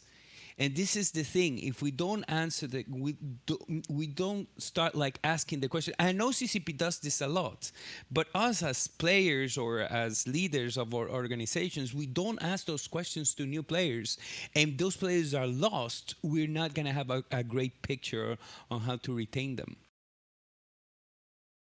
So are you saying that it's our job to make sure that we reach out to the new players, or If you run an organization, most definitely is your job to reach out to other players. If you are a solo player just hacking away on your little ship, just scanning over there, it's no responsibility to you to do that.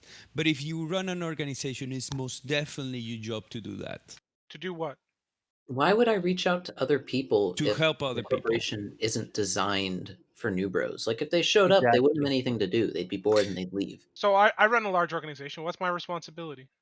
We have new bro corporations. We were talking about Academy Corps and new player friendly corps and stuff like that. Okay, so we have one It's- of those. So you're meeting your obligation. Yeah.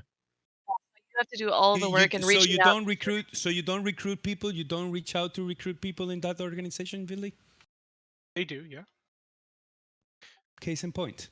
So this is where I think that this is where I feel like this is the gap, right? Like just me as a person who came into this game, didn't know what they were doing, and kind of like bumbled and stumbled my way into Goonswarm, right? I feel like I feel like it should be like CCP's job to help make those bridges to those new bro friendly corporations, like help them lead them that way, not just have a corp finder that shows like 100% tax corp and not know the difference of it, right? Like I think like as the company, right, if they want to see like growth from the new players, that they should help bridge those links between the old grizzled players that we see up here and the new ones who are coming in, and they fail at that. They fail at that miserably. I don't think they should be like siphoning players into large null block, even null blocks, even if they have new bro things. So should they go to Brave Newbie? Should they go to Horde? Should they go to It's not just Karma null. Fleet? Probably not. They should actually New bro ones though, they need to be or right. They need Loki. to be working with like third party ish organizations. Like Eve University is a Why great can't they just example. revamp their corp thing? Because I'll show you this. Or I'm just looking do that. I'm Sure. I looking mean, for a mining corp, and this one comes up and it says mission runners only. And then it says no tax with 60% tax. That's pretty cool. It's called the Cayman Islands, by the way. right. The idea is like, these new players just put them in an environment where that it's going to be constructive and not like super destructive. And finding those environments is like a really big deal when you're indie bro, I think. So yeah, do that. The other thing though is that like this game is not like a lot like most games right now, and this has been increasingly the case since 2003, are like instant gratification games. I log into COD, I fucking get into a match, now I'm killing people, now I'm dead, and okay, oh shit, I got something to do, I'm gonna go. Eve is a very inconvenient game. It's extremely boring like 90% of the time, and then there's like 10% of like crazy excitement and that makes everything kind of worthwhile, right? Like at the end of the day. So it's a very difficult game to get people to go to already. I think that also should be stated. Like this is not like it's not like, oh my god, why is my first person shooter just not taking off? This is crazy. Like Eve is not a first person shooter, or it's not League of Legends. It's not something that's easily accessible. The content's not necessarily easily accessible um, at any given moment. Right. I've had plenty of times where I've had appointments and now I'm running late on my appointment because I'm on a fleet and I can't necessarily log off. If I log off, I mean, I'll come back, I'll probably die. So I got to kind of stick it out if I want to survive. Right. And like, it's a different kind of game. So you're not going to retain everybody is my point. Like you're not going to retain everybody. Like get that out of your Yeah. fucking head. Like you're going to That retain like X amount of nobody people. said that. But when But you have certainly a go ahead. million players join, right? And you say 90% of them quit after 7 days, but concurrent players are still less than 50,000 a day or whatever, like average daily users, whatever the hell you want to call it. It's like where are these people going? How do you have a million new players? What happened to everyone else? Also, this UI is bad because I was reading it and apparently the tax Shit. rate's not actually listed. I don't know what this percentage is, but it's not the tax rate. It's not even that. You have to pay publicity in order to be on that list. You have to pay in order to be on that list. That should be Yeah, like. but it's really cheap though. Like there's not a lot of Yeah, no, I disagree with the paying part because obviously there are corporations and alliances and organizations in the game that have a lot of ISK and quite a few smaller alliances and smaller corporations who do a very good job of teaching new bros do not have the capital that other groups do. So by paying for it, I think is a bad idea. It's not that much. It's actually a couple of millions. it's really it's fuck all. Like if you can't pay for that, you shouldn't more. be.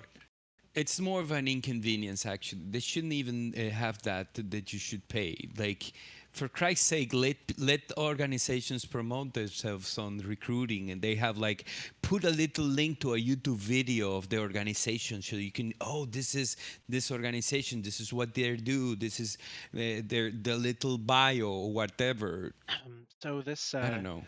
this YouTube video that you linked, given the stats that there were 1 million new players and 90% left game, you would think that this YouTube video would have tens upon tens of thousands of views. That's just a fraction of 1 million, right? But you literally linked me a What is your video. argument with this? You linked me It's a a YouTube video. from May That 2010 in that my has experience teaching 18,000 views. in my experience teaching people how to play the game, that is actually the best video out there to teach people. Do you get exposed to that video? No. Did you see Why the not? video? But why do we No. need a video on YouTube to teach people? Surely corporations and alliances can teach people how to play. I mean, when I first started, I had under 10 kills in a month. And then within a month of being in low-sec factional Have you warfare, I had seen the over 100. video? You find the corpse and alliances, But I though, don't right? need to. I don't need to see the video. My alliance and my corporation provided me with everything I needed to get started in low-sec. How'd you find your corp and alliance? I actually bumped into a recruiter whilst flying in low-sec. I was quite curious. I'd read about EVE Online before I'd started playing, and got to a point where I was getting bored of high-sec missions and the industry stuff. Jumped through a gate into low-sec, got instantly blapped on a gate by a Caldari militia person, and I got an EVE mail from that person. And they said, look, we're sorry we killed you. Here's some ISK. What were you trying to do? I was like, well, I was just exploring low-sec. He's like, oh, well, we do this thing called factional warfare. And it went from there. So it happened because you got ganked by a dude, or I guess not ganked, but gate camped, and Pretty he reached out. much, yeah. Had he not reached out to you, would you know how to reach out to him, or would you have continued? I probably would have gone back to low-sec, in all honesty, because I'm very stubborn and didn't quite know what I was doing anyway. But it's very difficult to find. It was very difficult to find corporations within the game, which brings us back to the UI issue, obviously. Yes, that was. But from that, it's you have after that it literally took off. So it was I started going out on fleets. I started learning how to PvP. I didn't even search YouTube videos for EVE until I was at least a year into the game, and that was looking at more advanced things in EVE and stuff like ship fittings and doing stuff like that. But the basic stuff, even stuff like spiraling in on a target, was taught to me by my alliance and by my corporation. And in that turn, that attached me to those people and kept me playing the game. The vast majority of knowledge I picked up in Brand New Bros was from other people, and the vast majority of knowledge that was given to other people by myself or others in Brand New Bros was by people on voice comms. There were a few times that videos were even like sort of relevant, but honestly, most of the time you didn't even use them. Yeah. So if you want to have a pipeline that pumps new players into your organizations every month, you need to streamline your funnel, your way of bringing people into the game. So just to do a quick explanation, every start of the month we do like the cut, right? So either you're being promoted or you get promoted next month. In order to be promoted, you need to go onto fleets, onto courses, and we need to see that you have I wouldn't say our culture, but that you fit in a certain way socially, because we're a social organization, and the best way to actually filter a spy is to know if they're social or not. If they're you can actually tell when something fishy is going on just by the tone of the people when you get socializing. And in order to be promoted, even people have to recommend you. Like, you need the recommendation 3 people in the org in order to be promoted to be in the organization. So with tools like socialization, classes, fleets, and videos, if you have that arsenal, you will have more possibilities of people sticking into the game. Because maybe there are people like you who like to hang around and just go into fleets and just learning from other people. That's great. But maybe you can just give you a video, so when you go to sleep, you just look at that video for 15 minutes and you go, oh, that was helpful. That complemented the fleet that I was in. And there's so many tools there at the disposal that I think that organizations that are specialized on that first experience of players, that little nesting or birthing of new players should be as important as big alliances. I don't know. It's the way I think about it.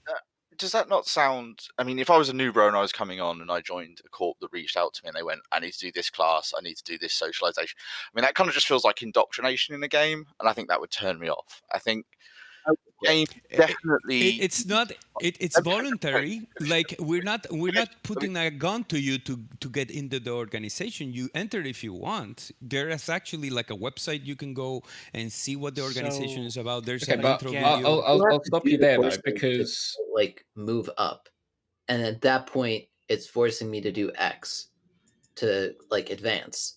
At which point I say, and I go somewhere else. Like, What's Yeah, the that's it. fundamental argument we are making right now? I don't.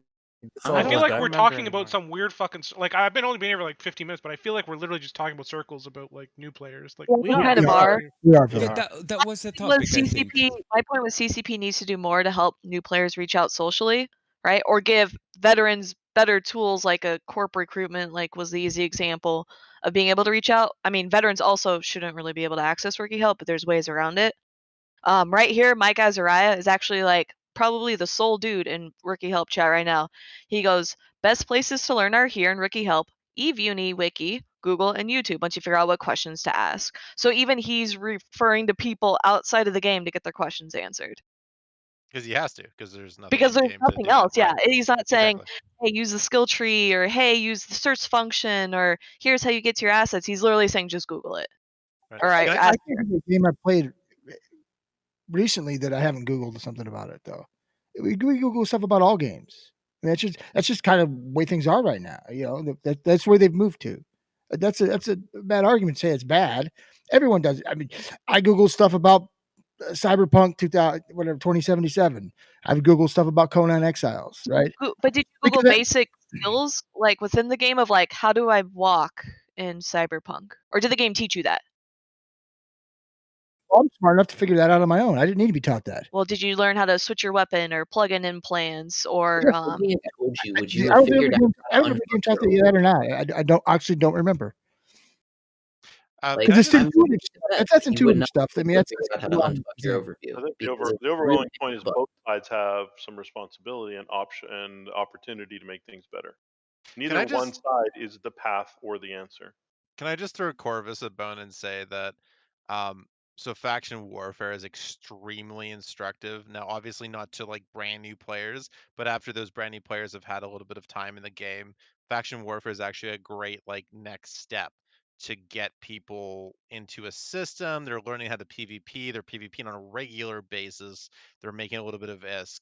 They have a lot of support generally. I mean, I don't know how it is right now Today, I was because just gonna say, we've I kind don't of think like it's yeah, like I we was kind of gonna. like I fucked will take faction the warfare. bone. it used to be. It used Right, to be but like we have kind of fucked like faction warfare, and I don't mean when I say we, I mean like basically I don't know, game mechanic changes, the structure thing kind of fucked up their whole faction warfare fighting thing. Like there's a whole bunch of things that kind of got in the way, I guess. Or faction warfare was caught in the middle of these changes, and it's really, really, really unfortunate. And I really feel like CCP has kind of like thrown some Noxium into Losec. That's very appreciated, obviously. But like I think more needs to be done to try to reinvigorate that, because that is a really, really big part of like how I got into the game. Like actually, like I got really good at PvP because I was in faction warfare. long Here's the time problem with ago, though. faction warfare. You do faction warfare. You say you fight for the Federation. What happens to your, I guess, Caldari relations? talking about Rich. Yeah, that's true. Well, I mean that's also a valid true. point. That is true. But, like, Yes, the Tailing off of New Bro talk then. Well, I mean, Well, no, it but is. I mean, it it's a does involve.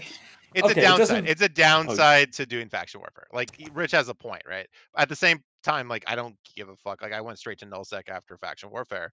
I never looked back, and I was like, I don't give a shit like what my standings actually are. So I mean, that important. the issues and the problems with faction warfare could be an entire podcast by itself. But from a new bro perspective, from my experience coming into the game, everything that I could possibly need as a new bro to get me set up to go into places like nullsec was provided to me by my faction warfare alliance. Yes, okay, we do take a sec status hit, and you also do take a faction standings hit as well. But again, that was all taken care of by the alliance itself, which had its own logistics group that would do runs to Jita for people and for players and their ships. That is after the fact that obviously whatever your alliance or corporation was doing, they would provide those ships, and there would be basically a baseline of you must have 1.5 million skill points to join the alliance. That is basic level 3 skills in frigates, etc., and weapon systems. And then those ships would be provided to you on a basis that you having that ship is an extra person in fleet for us to attain our objective. Now, during those fleets, you would also be trained onto certain disciplines, scouting, logistics, etc. From there, you would then be given a goal. Okay, you must master one of these disciplines by this set amount of time. And then from that point forward, you're away. The problem that we have with new bros and retention is the fact that there's somebody mentioned a pipeline anecdote. You do not have the foundations for pipeline anymore because those areas are pretty much dead and devoid of all content, and any organizations that would have been training new bros have moved on because of the lack of content and support for those areas. And 2, a UI issue where new bros are not informed on areas like factional warfare or low sec or new bro groups. That is the issue. But obviously, if we're asking why, then I don't think any of us, unless we've worked for CCP or currently work for CCP, can answer that question. So I actually have a question for you. So one of the things that always has kind of put me off towards faction warfare as an option if I was going to do something with new players, right? Is I remember from my time in Brand New Bros, we were in test. A lot of ISK was available from people ratting and paying taxes and mining taxes and all that. So we had a lot of money to throw at new players into, insofar as getting them ships and having like resources to help them out and giving them ways to make money. To the best of my knowledge, Faction Warfare Corps don't really have an income source of their own, at least not a very good one. I don't know if that's true or what your experience with that is, or how difficult it is to keep a Faction Warfare Corp kind of self-funded. Well, they used to back when like there were very difficult, yeah. when there were passive moons and shit. But then once that changed, it got real fucking hard to do anything in low sec. So there's that. It did. I know. Obviously, when we had passive income, a lot of that stuff. A lot of that stuff was, again, the leadership of my particular alliance at the time were very military based. There were a lot of ex vets in there, so they sort of saw the writing on the wall before those changes came in, and had sort of stockpiled ships and fittings and stuff like that already before that passive thing. Can I just ask a quick question? Sure. Where the fuck are we? We're faction going warfare down now. a faction warfare rabbit hole. Okay. And that's why I stopped us at the start. But you guys wanted to we can't go down a faction warfare rabbit hole. You said No, at the beginning I get that. faction warfare is its own podcast, and I'd be happy to have you on to talk about that sometime. But I feel like after 2 hours and 44 minutes, we might have exhausted all available talking points. So let me just make sure that I understand. I'll give you a recap. So I'm saying that I think that there should be more access to learning how to play the game within the game. Juvenius follows up by saying that there are tons of resources available outside of the game that people can get, and that we should be reaching out to new players to keep the retention there. Rain counters by saying that that's not our job. I agree with Rain. Rundle disagrees with Rain. And then we go in a circle. Loki comes up with repeat that some for like an hour. Loki comes back to state what we already talked about. absolutely I ingenious. would argue. I would want to You say would, to you, Red Light. but you already did. Yes, but So, you got wrong what I'm saying, and I know what you you're got saying. it very wrong. Okay, No, so what you are you got saying, it very Juvenius? wrong. What is your I'm statement? saying that CCP should incentivize those organizations that help with player retention. That is my argument. Sure, Okay, that everybody will agrees with happen. that. That will happen, and everyone will create a malicious group just to milk from CCP. It's Right. happened every single time. It will happen again. Everyone agrees CCP should do more to help new players. The question is always the devil's in the details. How do you actually do it?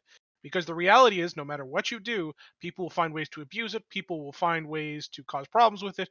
There will be like fucking legal implications. There is no shortage of problems that go Review around. it. Fix Corp UI. Put a little blurb that says you should join a corporation with a little arrow.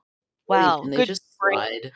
Can they just $50,000 slide a the year. Z-Tech S guy $500, please, and just make that the default overview?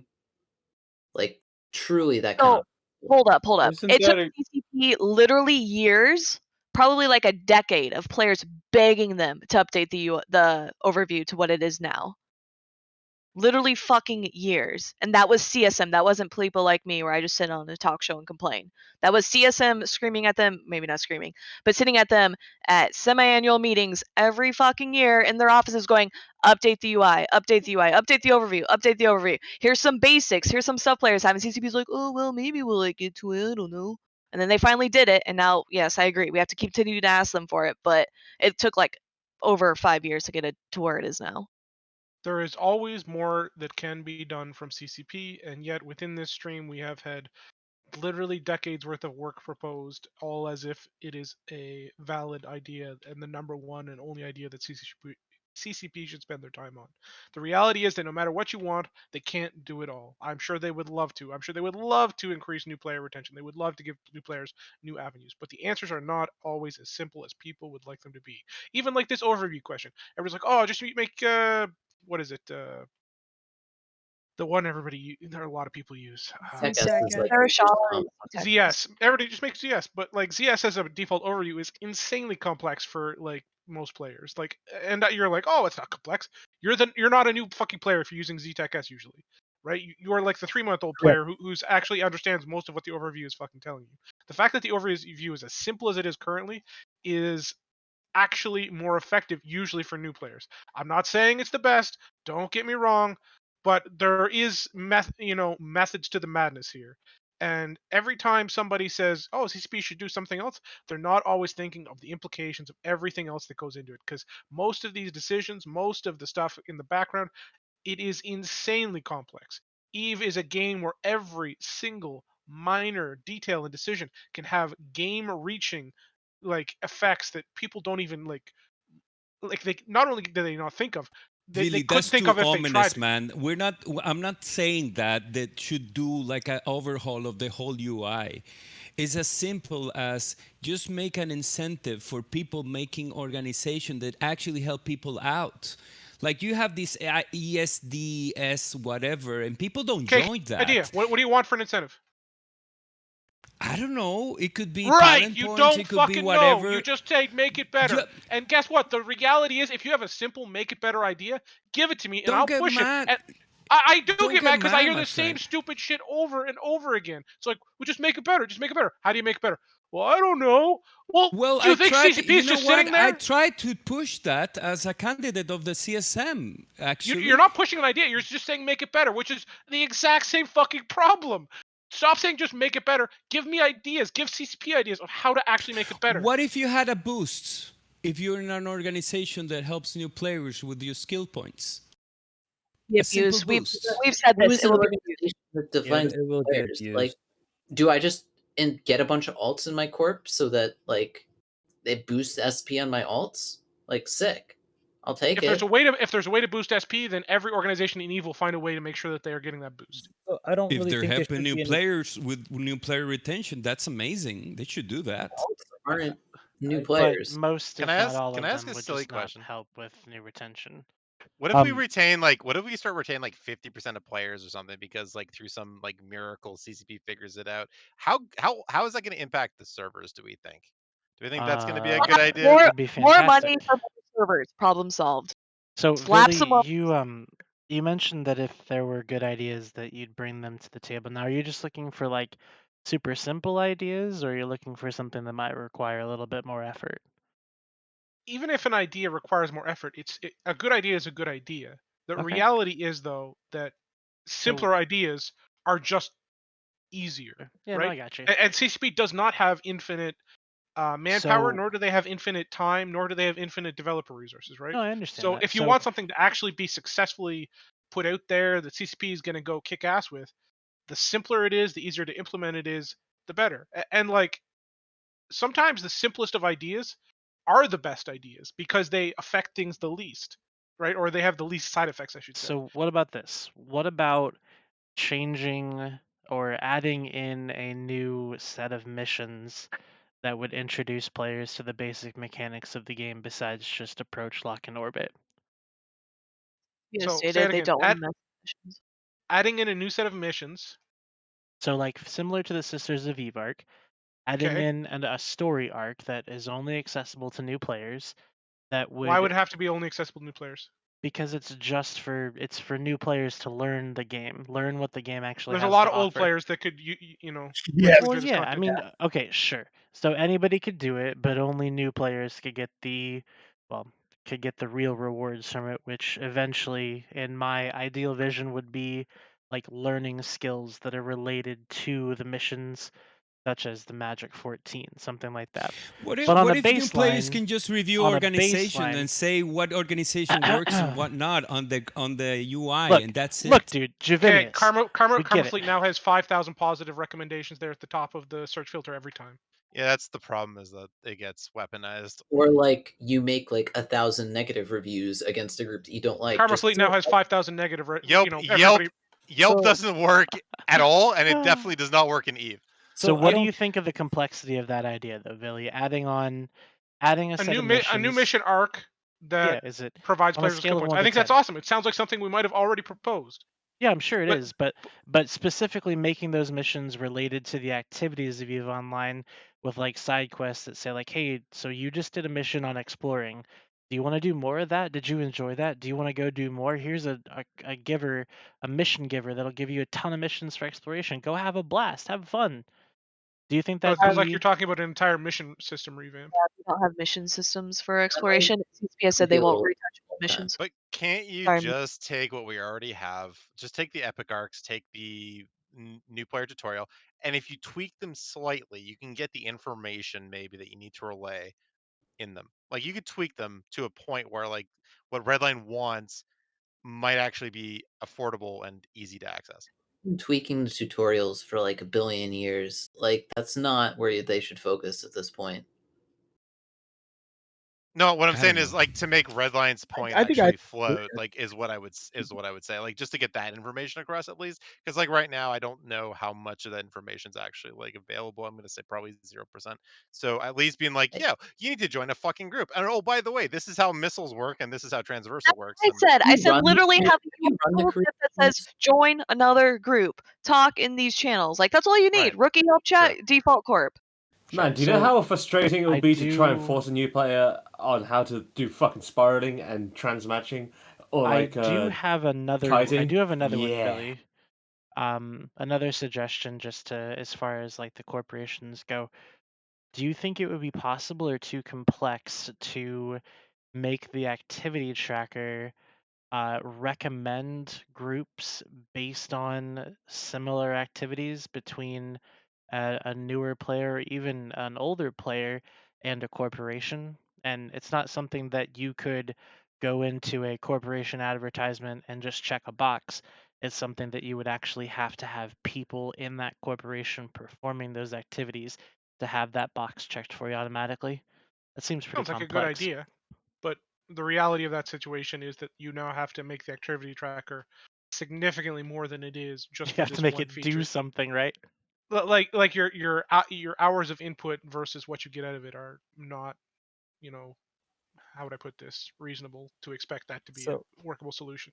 So I heard earlier that, like one of the complaints that we have is just like just fitting a ship in general, where like you fit a ship and you don't understand like all the other skills that you would need, like the Magic 14 or what have you, to fit a ship. How about a mission? How about just one mission where you can't, like, you actually fail at fitting the ship, and then it explains to you that, oh hey, look, your computer's over 100%.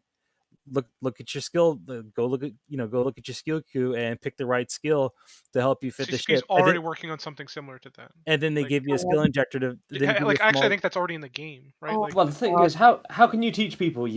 This is a shield ship, and you need more of your shield slots. So That's why don't already you in the fit a game, shield Rich. rig? So why don't you use a shield rig instead of this and this rig? Like, it's literally in the game. It's the top of your fitting window thing. If you fit a ship, Little a weird exclamation way. points and it, yellow yeah, and red but ones. it doesn't teach this. It doesn't give you the knowledge to say, this is you should be fitting it this way because the rigging you can But use it the rigging side to get does- bonuses this way. it I does mean, give you an it alerts you indication of that things. there's more It knowledge alerts to you. find. It alerts It's too you. advanced. Okay, hold on. It's too advanced. Yes, way too advanced. Like it alerts you that you're trying to fit, say, shield mods to an armor ship or armor mods to a shield ship, but it doesn't teach you. Maybe you should fit armor rigs onto your armor ship to Rigs are too low players. slots or. They You're literally have talking- community fits without rigs because the rigs are confusing to new players. Ignore the rigs. 90% of what you guys are talking about is like these things that new players need to know are like the level 100 raid tier shit that people need. You're talking about fucking spiraling. 90% of the people that played this game for 10 years don't know what fucking spiraling is.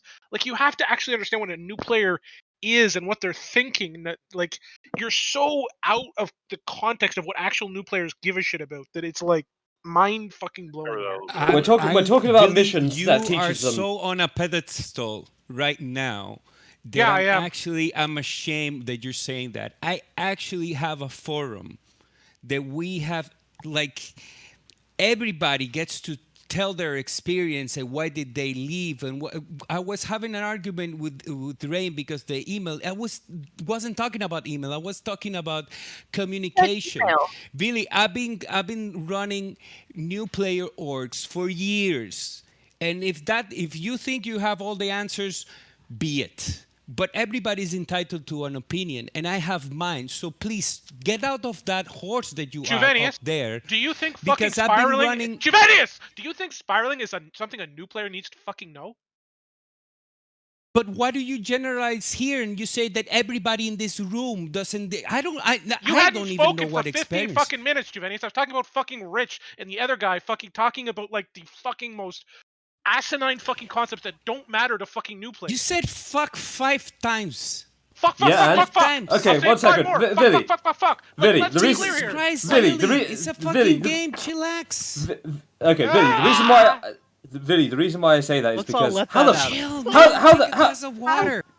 if you had an mission to if you had these missions to teach people these mechanics, do you know how fucking frustrating it would be for a new player to learn how to kite or learn how to get away from an enemy and pilot a certain way? It's not easy. Stop. That's what I'm talking about. Fucking mental gymnastics over here. These aren't the fucking Olympics, right? We're trying to teach kids how to fucking crawl. We're not trying to teach them to fucking do a 500 sprint marathon, whatever the fuck you want to call it. We're teaching them how to crawl. So spiraling and transversal and kiting and tackle, that's the fucking marathon we're not talking about. We are talking, do they know how to double click in space? The answer is no, because the game doesn't teach that. That's what we're talking about. Stop. Teach them 100 fucking times the last 2 hours. Stop. I need Manny Velocity to make a video. Fuck. Okay, Billy. I started using. Wait, hold on. Billy. I have something Hold on. important to say. Rich, don't tell me to hold on and raise your voice to me. I swear to for fuck, fuck's sake. dude. Billy, during my first 3 days in Billy, I love nullsec, you, man. I started using ZS overview. First 3 days. Rich, do you think you're a casual fucking player? Do you think I you are once- even hey, the I once remotest? was.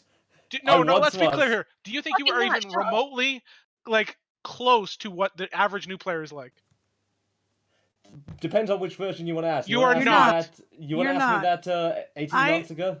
So, Rich, I still don't use ZTech S overview because I don't like it. It doesn't do what I need it to do. And I didn't even know it existed for at least 2 years. Hey, I was So, new. I no. read the Rich, test new you're bro not guide. new. And the you know unfuck. the game, you knew about the mechanics of the game, like spying and all this shit, not because you read a book or some online PC gamer article, but because you had a friend that played. You are not the classic player. I'm not the classic player. Rich, I would like- can I just say, Rich, that I thought you were probably a new player when you said you're only 9 months old about a year ago. But now that I just watched that talking in stations thing with that spy master dude, I know that you've probably been a spy in this game for the last fucking Fuck no. 5 fucking years, dude. I Fuck wish, you. dude. I wish. I will say this though. having somebody introduce you into Eve is pretty much it's black and white difference. Or even having somebody to answer questions, being in the right Discord, having access just to the right channel, it's night and day difference. And the fact that people are so reliant on just having this one person or one thing to be able to ask questions or get help from, well, shit. If it's just that one tiny hook, why can't TCP, well, add it and Isn't help new that the players get problem to though? it? Is haven't you answered the issue there, though, Rich? Is that there's a lot of very basic concepts. I'm not talking about spiraling or transversal matching or anything. Very basic Yeah, concepts about how to even find a the core, basic overview. how to pilot. Which a really simple answer, and a lot of other games do it, would be things like CCP just curating some videos that's accessible. It's outside the game, yeah. It's not in the ecosystem, but it's a very simple thing. Totally They're agree. 1 minute. This is how you align. This is how you do this. This is how you look at your ship. This is how this overview is laid out, sort of thing. Don't they have a video player in the game? They took it out. They Oh took it. God. Yeah, So- Flight Academy. Serious question. What game does that? Hello? And Give me a second. You have YouTube. A bunch of games do this. I'd I'm like just to curious, propose what does this? the easiest change to the tutorial that would greatly help players out is just adding in something that tells you to plug an implant in and what implants do. Once again, I didn't know really much about implants for at least 5 months of playing this game. And if I had known that there was a way to make my ship better by just shoving things in my head, it probably would have saved me a lot of heartache early on. I have mixed feelings about trying to teach pilots to do things through, say, Sisters of Eve missions No. because Okay. All right. the scanning thing that I had to do in the tutorial was one of the most frustrating fucking things I had to pick up day one We've of already Eve. told them. We- No, they Like, have we and to cannot- put them into missions we and to put them into cannot go missions to back teach to them the how to like beginning of this piloting. conversation. I don't like it. Rich. We will Go not back and watch go the back. I've been quiet this entire time, and I'll be quiet I now. know. Don't fucking listen to what you're saying. But Come we're, on. We're not going Say to go you've been back quiet to this the entire beginning time? and turn around and go through everything else. We can't do that. I've been listening to crap you and Javinius have been arguing about. You two have been playing this game for more than 10 years. Fucking listen, Rich. Jesus Christ, dude. And it wasn't really an argument, it was a discussion. I mean, I was arguing with Juvenius because he's dead fucking wrong, but I mean, this is what There's it a bunch is. of there's a bunch of effing and blinding, but I'll accept your point. I'll allow it. Yeah. Okay. I'm awesome. having so much fucking fun with you guys. I know, right? Isn't it a blast? Because, like, you know for Yeah, a it is. fact that you're going to DM me tomorrow or something, and we're going to have a different conversation about this off stream. Like, we're probably going to have a real conversation. It's not going to change my opinion of it, but, I mean, we'll have a conversation. It's not just talking loudly and trying to talk over each other, you know, because that's what this show is sometimes. It's just Like how we talking took- loudly and talking over each other, and, you know, we're just talking loudly. And somehow still being trash. To be honest with you, this experience that I had with new players is that finding this Roger Coffee guy. Nobody knew who he was. Roger Coffee is. I will send it to you. That guy has more than 1 million views videos of EVE Online. Nobody knew who he was. He's actually the guy with most video views, more than Villy, more than Tess, more than everybody. And his videos have millions of views on YouTube. Why? And when I asked, I don't know, we didn't know. And we started asking people, how did you come about to EVE Online? Oh, I watch Roger Coffee's videos. They're amazing. And who's the fuck is Roger Coffee? He's just a storyteller.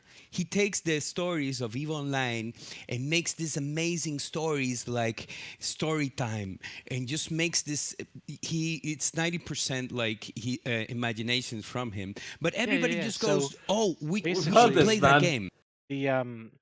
So like I see what you're saying with the stories, and that's super cool. Unfortunately, the stories don't really get people to keep playing the game. Well, I'll tell you what is an I interesting don't story really about know new players. I don't really know what got me to keep playing the game, honestly, but it certainly wasn't anything from CCP or anything from like trying to find a group or The anything. guy has weird. 132,000 subscribers. There is something keeping some of the new players playing in one alliance, and I can tell you this. Bandalogs recruits new players and tells them, if you want to advance rank, you got to get 100 kills. So these poor new players are sitting there trying to scrape up 100 kills. There's a poor guy sitting there in a saber just trying to scrape up his 100 kills so he can get additional access, so he can get a higher ranking in Probably get out of the Bandalogs, so he can get more. No, so he can Let's be get clear do here, more. Rich. It's the most pathetic thing I've ever heard. Let's be clear, I'm Rich. horrified. Yeah, what's Wait, up? Rich, let's be clear. Anybody in a saber is not a new player. By the definition, most of us are talking about new players here. Correct. Oh, yeah. I mean, I can understand it, but then there's these like 2 weak guys who are just sitting there in fucking Tower Wars trying to scrape up 100 kills. Like that's all they're trying to do. They're trying to. That's their idea of I got to advance. I got to scrape up 100 kills. Did he get turned down by Bandalogs? Is that what happened? No, if you look at my kill board, I fucking slaughter them. Dude, if you're a new player in a fucking Tower War, like you're probably gonna eat shit like 99% of the fucking time and not understand why you died. Yeah, I mean, yeah, for sure. But it's part Congratulations, of the game. Rich. And guess You what? have slaughtered some dude in a Tower War. Bunch of new bros. You're a baby seal clubber. But at the end of the day, dude. those people are Well, let's be gonna. honest. Rich is probably trying to like hang around Bandalogs because the only people that can actually kill one-on-one. Oh. That's the point words, Billy, and you can check my kill board and you can find yourself absolutely wrong. Oh anyway. my god, no one What, is cares there about 2 your towers kill there? board. I just got back. Are we talking shit now? He also started killing Eve University, Billy. You're so wrong. Oh, is it really Eve University? Nah, do you think I shoot? Do you think I shoot up scores in fucking PC9? Absolutely not. I do not shoot up Beef Uni in PC9.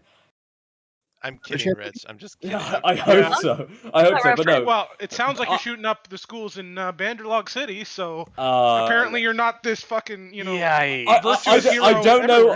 I don't know what they can. I don't know what these students are learning when somebody tells them to dock up because Rich Richmond and some 2 other people entered local. You got 40 people in local. They're sitting in Ewok. By the way, they are Rich, you know making just a as well as killing. everybody else in this fucking room that 40 people in local don't mean fucking shit. How Oh, many sorry, people they on the have gate 50 is the only... Doesn't 15, matter if there's 15, 50 or 15. 50,000. Doesn't matter if there's 5 million. Matters how many people are on the gate undocked, willing 15. to fight you. They got 15. 50 They're not people willing in to their fight. gang? You took 15. them on? They're not willing to fight us. I can't take them on. They're not willing to fight us. They warped to the Astro House. Is I it would love Are to they fucking not take willing them to on. fight you because you Is have it a 40 fleet top or is it more 15? than their No, entire they had like 3 people. There's local? 40 in Only 3 local, people. 15 on the gate. 40 in local, 15 on the gate, and So how did you beat that 50 on the gate on your own? That sounds like a pretty incredible story. I didn't. They warped off. They won't fight us. I'm serious. Can I please tell a fun story? It's Every really fucking quick. time they all warp to the Astro House. As soon as 3 people enter local, 3 of us enter local, they're all gone instantly. So either they're used to you blobbing them or you're not worth Blobbing it. them, but we're 10 people. We literally cannot form. 10 Oh, so players. it's 10 versus 15, We- not we 3 can't versus form- 15. we- The Billy, story. Billy, we can't form 10 people. As in, like, if we fucking timed it, alarm clocked it, we can't I even don't know get what's 10 happening people. right now, but there's we- numbers and they don't make sense. Listen to the words coming out of my mouth. His current group has no people in it.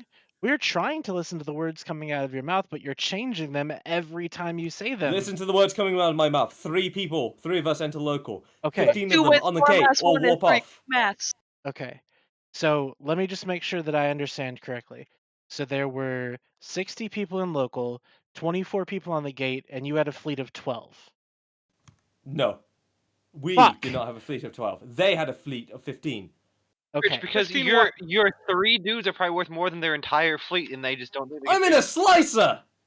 They're in structure diagnoses! Why are you screaming about your slicer at 4 o'clock in the morning? Like a high grade spot in it. It's 5. It's 5 in the morning. Okay, so let's stop here for a second. Let's talk about this reasonably. So you're in a slicer and what else? It's a 3-man gang. I'm in a slicer, the other guy's in a stiletto, and the other guy's in a Vedmac. Okay, so stiletto, slicer, Vedmac, and 15 gnosis is on the gate left. Let me try to remember. It was Like 3 5 gnosis. It was like 3 gnosis, 2 praxis, like a bunch of other kitchen fleet destroyers and stilettos. So they didn't run from you at 2 all, then, carries. right? They fucking did. They warped to the structure. You kidding? They're sitting there. Oh on my the god, bubble. they warped to the structure. Yeah, they ran. We killed their bubble. Just like that. Who cares? It's the gayest shit I've ever seen. I hated it. Please do not use Ladies that and word gentlemen, Rich as won a the war. He pejorative. killed their bubble. Hey, Billy, this is trash talk. I'm trashing on this alliance. I mean, if you want to send... Oh, wait, no, you lost Rich, control of Hanzo. I can assure you... If you do me a favor, send Hanzo back up there. Maybe he'll actually do something. Rich, I can worse assure than you, me. you're not winning this one right here, I don't think. Winning what? Rich, can I tell you a real quick story? So last night we had a couple Rorquals out in the belt, like a couple. And then the Ronin came in through a wormhole. They're very scary. They had like 12 guys and they tackled a Rorqual. And you know what I did? I lit a What? Sino. And what came through that Sino were 4-minute Kawas. And then I used the sentries on the Rorqual to start killing their fucking shit. And you know what they did? They fucked off. Fuck small gangers, dude. Well, I don't. I'm Loki. afraid I've never flown with Ronin. I don't know who Ronin is. I can't comment on what Are you they do. talking about Ronin 1? I don't fucking know who the fuck I don't they know were. anything Yeah. about them. Ronin are Loki. elite I as can't fuck, help you, man. dude. So That's there's an interesting question in chat, Rich. You were in a slicer, your buddy was in a stiletto. How did none of you elite small gangers fucking point something? Or tackled, dude. battle Because- cruisers and battleships warped off Because a of local. gate. Because they saw us in local. Yeah, they should get rid of local. I agree with I don't want. I'm not going to say that it would get rid of local, but they saw us in local, and they saw us on D-scan. They warped off well before we could do anything. It's it's so you hilarious. were Oh, on so you didn't jump into them. They saw a bed tackle on D-scan. They didn't know what was coming with it. They have eyes in the system that we jumped in from. How do you know? Because we see we see the stiletto. There's a fucking methylinium storm. In they can't local cloak. or on grid? On grid, I can see the stiletto burning, 11k off the gate, keeping an eye on what we do. Okay. You kidding? Yes. The real question is, why would they fight you? Hey, they want to keep on. All they do is they gate camp. They keep that system 180% bounty, and they farm at the ESS. They want to gate camp that, and they want to. Rich, 180% means they don't rat there. Wait, wouldn't... Yes, they do. They absolutely fucking do. It's just the sheer amount of stuff that dies there from both us and also their gate camp, which occasionally catches some idiots. That's not how the system works. Then why is it at 180%, but there's a 400 million ESS bounty yesterday, Billy? I don't know, Rich. So because you don't know the mechanics of it, do you? No, Rich. Let's be clear here. If there's any amount of significant ratting going on in the system, the multiplier will go down pretty effectively. Billy, how? Yeah, you can absolutely. If there's a 400 million ESS, how the fuck is there not? Because it doesn't take significant immediately. ratting going on. It takes some time to adjust the DBS as opposed to the ESS, which is like a 2-hour tick. They could just. It's been 180% for last week. Which means they're not ratting there daily. There's been 400 million ESS 3 times in a day for the last week. 5 days out of the week, 3 times a day. 400 million ESS. They drop nightmares on us every time we try to steal it. Hilarious. How are they not ratting? Come on, Billy. I don't know, Rich. My assumption is you're making half of this shit up at this point. What I'm system not is making this? ESS. They had EWOK. They had 3 400 million ESSs this entire week, right? So they No. probably They had 3 today. Sorry, yesterday. Since we're going by time, they had. Rich Richmond is confusing and making up numbers yet again here, folks. Billy, are you running for I mean, you want to go down to Ewok? It's only a few jumps away from GTEC. I want you to talk about something that actually matters to anyone in this room but you and your big old EP you're trying to stroke here. Unsubstantiated gay Well, it's campaign very claims, easy. I suppose? It's very easy, actually, gentlemen. Let's just pull up the data. So Dotlan has this convenient feature where it shows us how much ratting is going on in the system. Let's utilize it. The system wait. EWOK. Before you do that, what if he's right? If he's right, I'll say, "Oh my gosh, good job, Rich. You're right." Oh, And okay. let's take a look. Oh, NPC Billy kills. consenting. Oh my god. That's like an epic fuck right there. Consenting to talk show PvP. Imagine that. By the way, Billy, my good friend Intiri Eru wanted me to tell you that you're shit. I know I don't like using those kinds of words, but he's a very vulgar man from Las Vegas. So I just thought you should know that. So it seems during the early Russian time zone. No, that'd be more Chinese time zone. There's a little bit of ratting in that system. Okay, so let's go to 210227. 4942. NPC kills 24 hours. That's not a small number, really. I mean, it's not botting numbers, but it's not a small number. All right, we have now bridged into the danger zone because Rich has used the magic word botting, which tells me one thing. This conversation is So about to go even further south than it has been this entire time. Yeah, February 22nd, 58.53. February 23, 45.81. a lot. I mean, Rich, what's your they're opinion of decent RMT? numbers. Don't. I'm Oh, moving. who You said get that? out of here. Get out of here, you motherfucker. I have the M2 Hell Camp yet? I got distracted. Talk about I M2. can't find my platform, guys. Is there no So, way to Billy. make this do more than 3-day span? I don't know. So, NPC kills, 24 hours. 80-26. Can we finish this point, Billy? Can we finish this show? Is that okay too? All I'm No. seeing is a system that has like very low ratting activity the vast majority of the time, with like 3 spikes in the last month. Rain, I'm lost. Can't find my structure. Anyway, I'm looking forward to seeing the campaign up north. I believe Noras is going to be attempting to pacify the north, pushing into Declan. Toilet Paper, with the help of Volta, are currently pushing into Pureblind and hopefully knocking out more of Bandalog's infrastructures and breaking their bandy legs. And that is what's going on up north. Your intel is really interesting, as we just got rid of a load of systems in Declan. Oh, fuck. Well, I'm afraid my spy network is not as advanced. It's really bad. It's come on, I'm a small ganger. What am I going to do with a spy network, huh? I don't know. Not come on a TV show and lie. Hey, Oof. Redline. I lived Anyways, there. I let fought me- there. You know, I was let there, me man. tell Fun if you they didn't a like. story. Another spy failing. Oh no. Let me tell you a story. We're gonna go ahead and do our final thoughts for the night, because this is over. Done. We've beaten every dead horse that existed. We talked about new player stuff so much longer than I anticipated. Luke, I know you came on here to talk about the northern stuff. I had some people come in to talk about it too. But I Oh, think fucking finally. I think we're. I'm Can we I'm fucking sorry. talk about it before the show but ends? We got time. No, I want to spend more time than just 5 minutes talking about it. So It's gonna die of old age. can you guys come on next week and we can talk about it? Fuck me, Next by week. next week. Pay me because if I have to suffer through this again. Yeah, You fuck me. won't. Next week, the campaign's I gonna be over, promise you. Redline. Okay.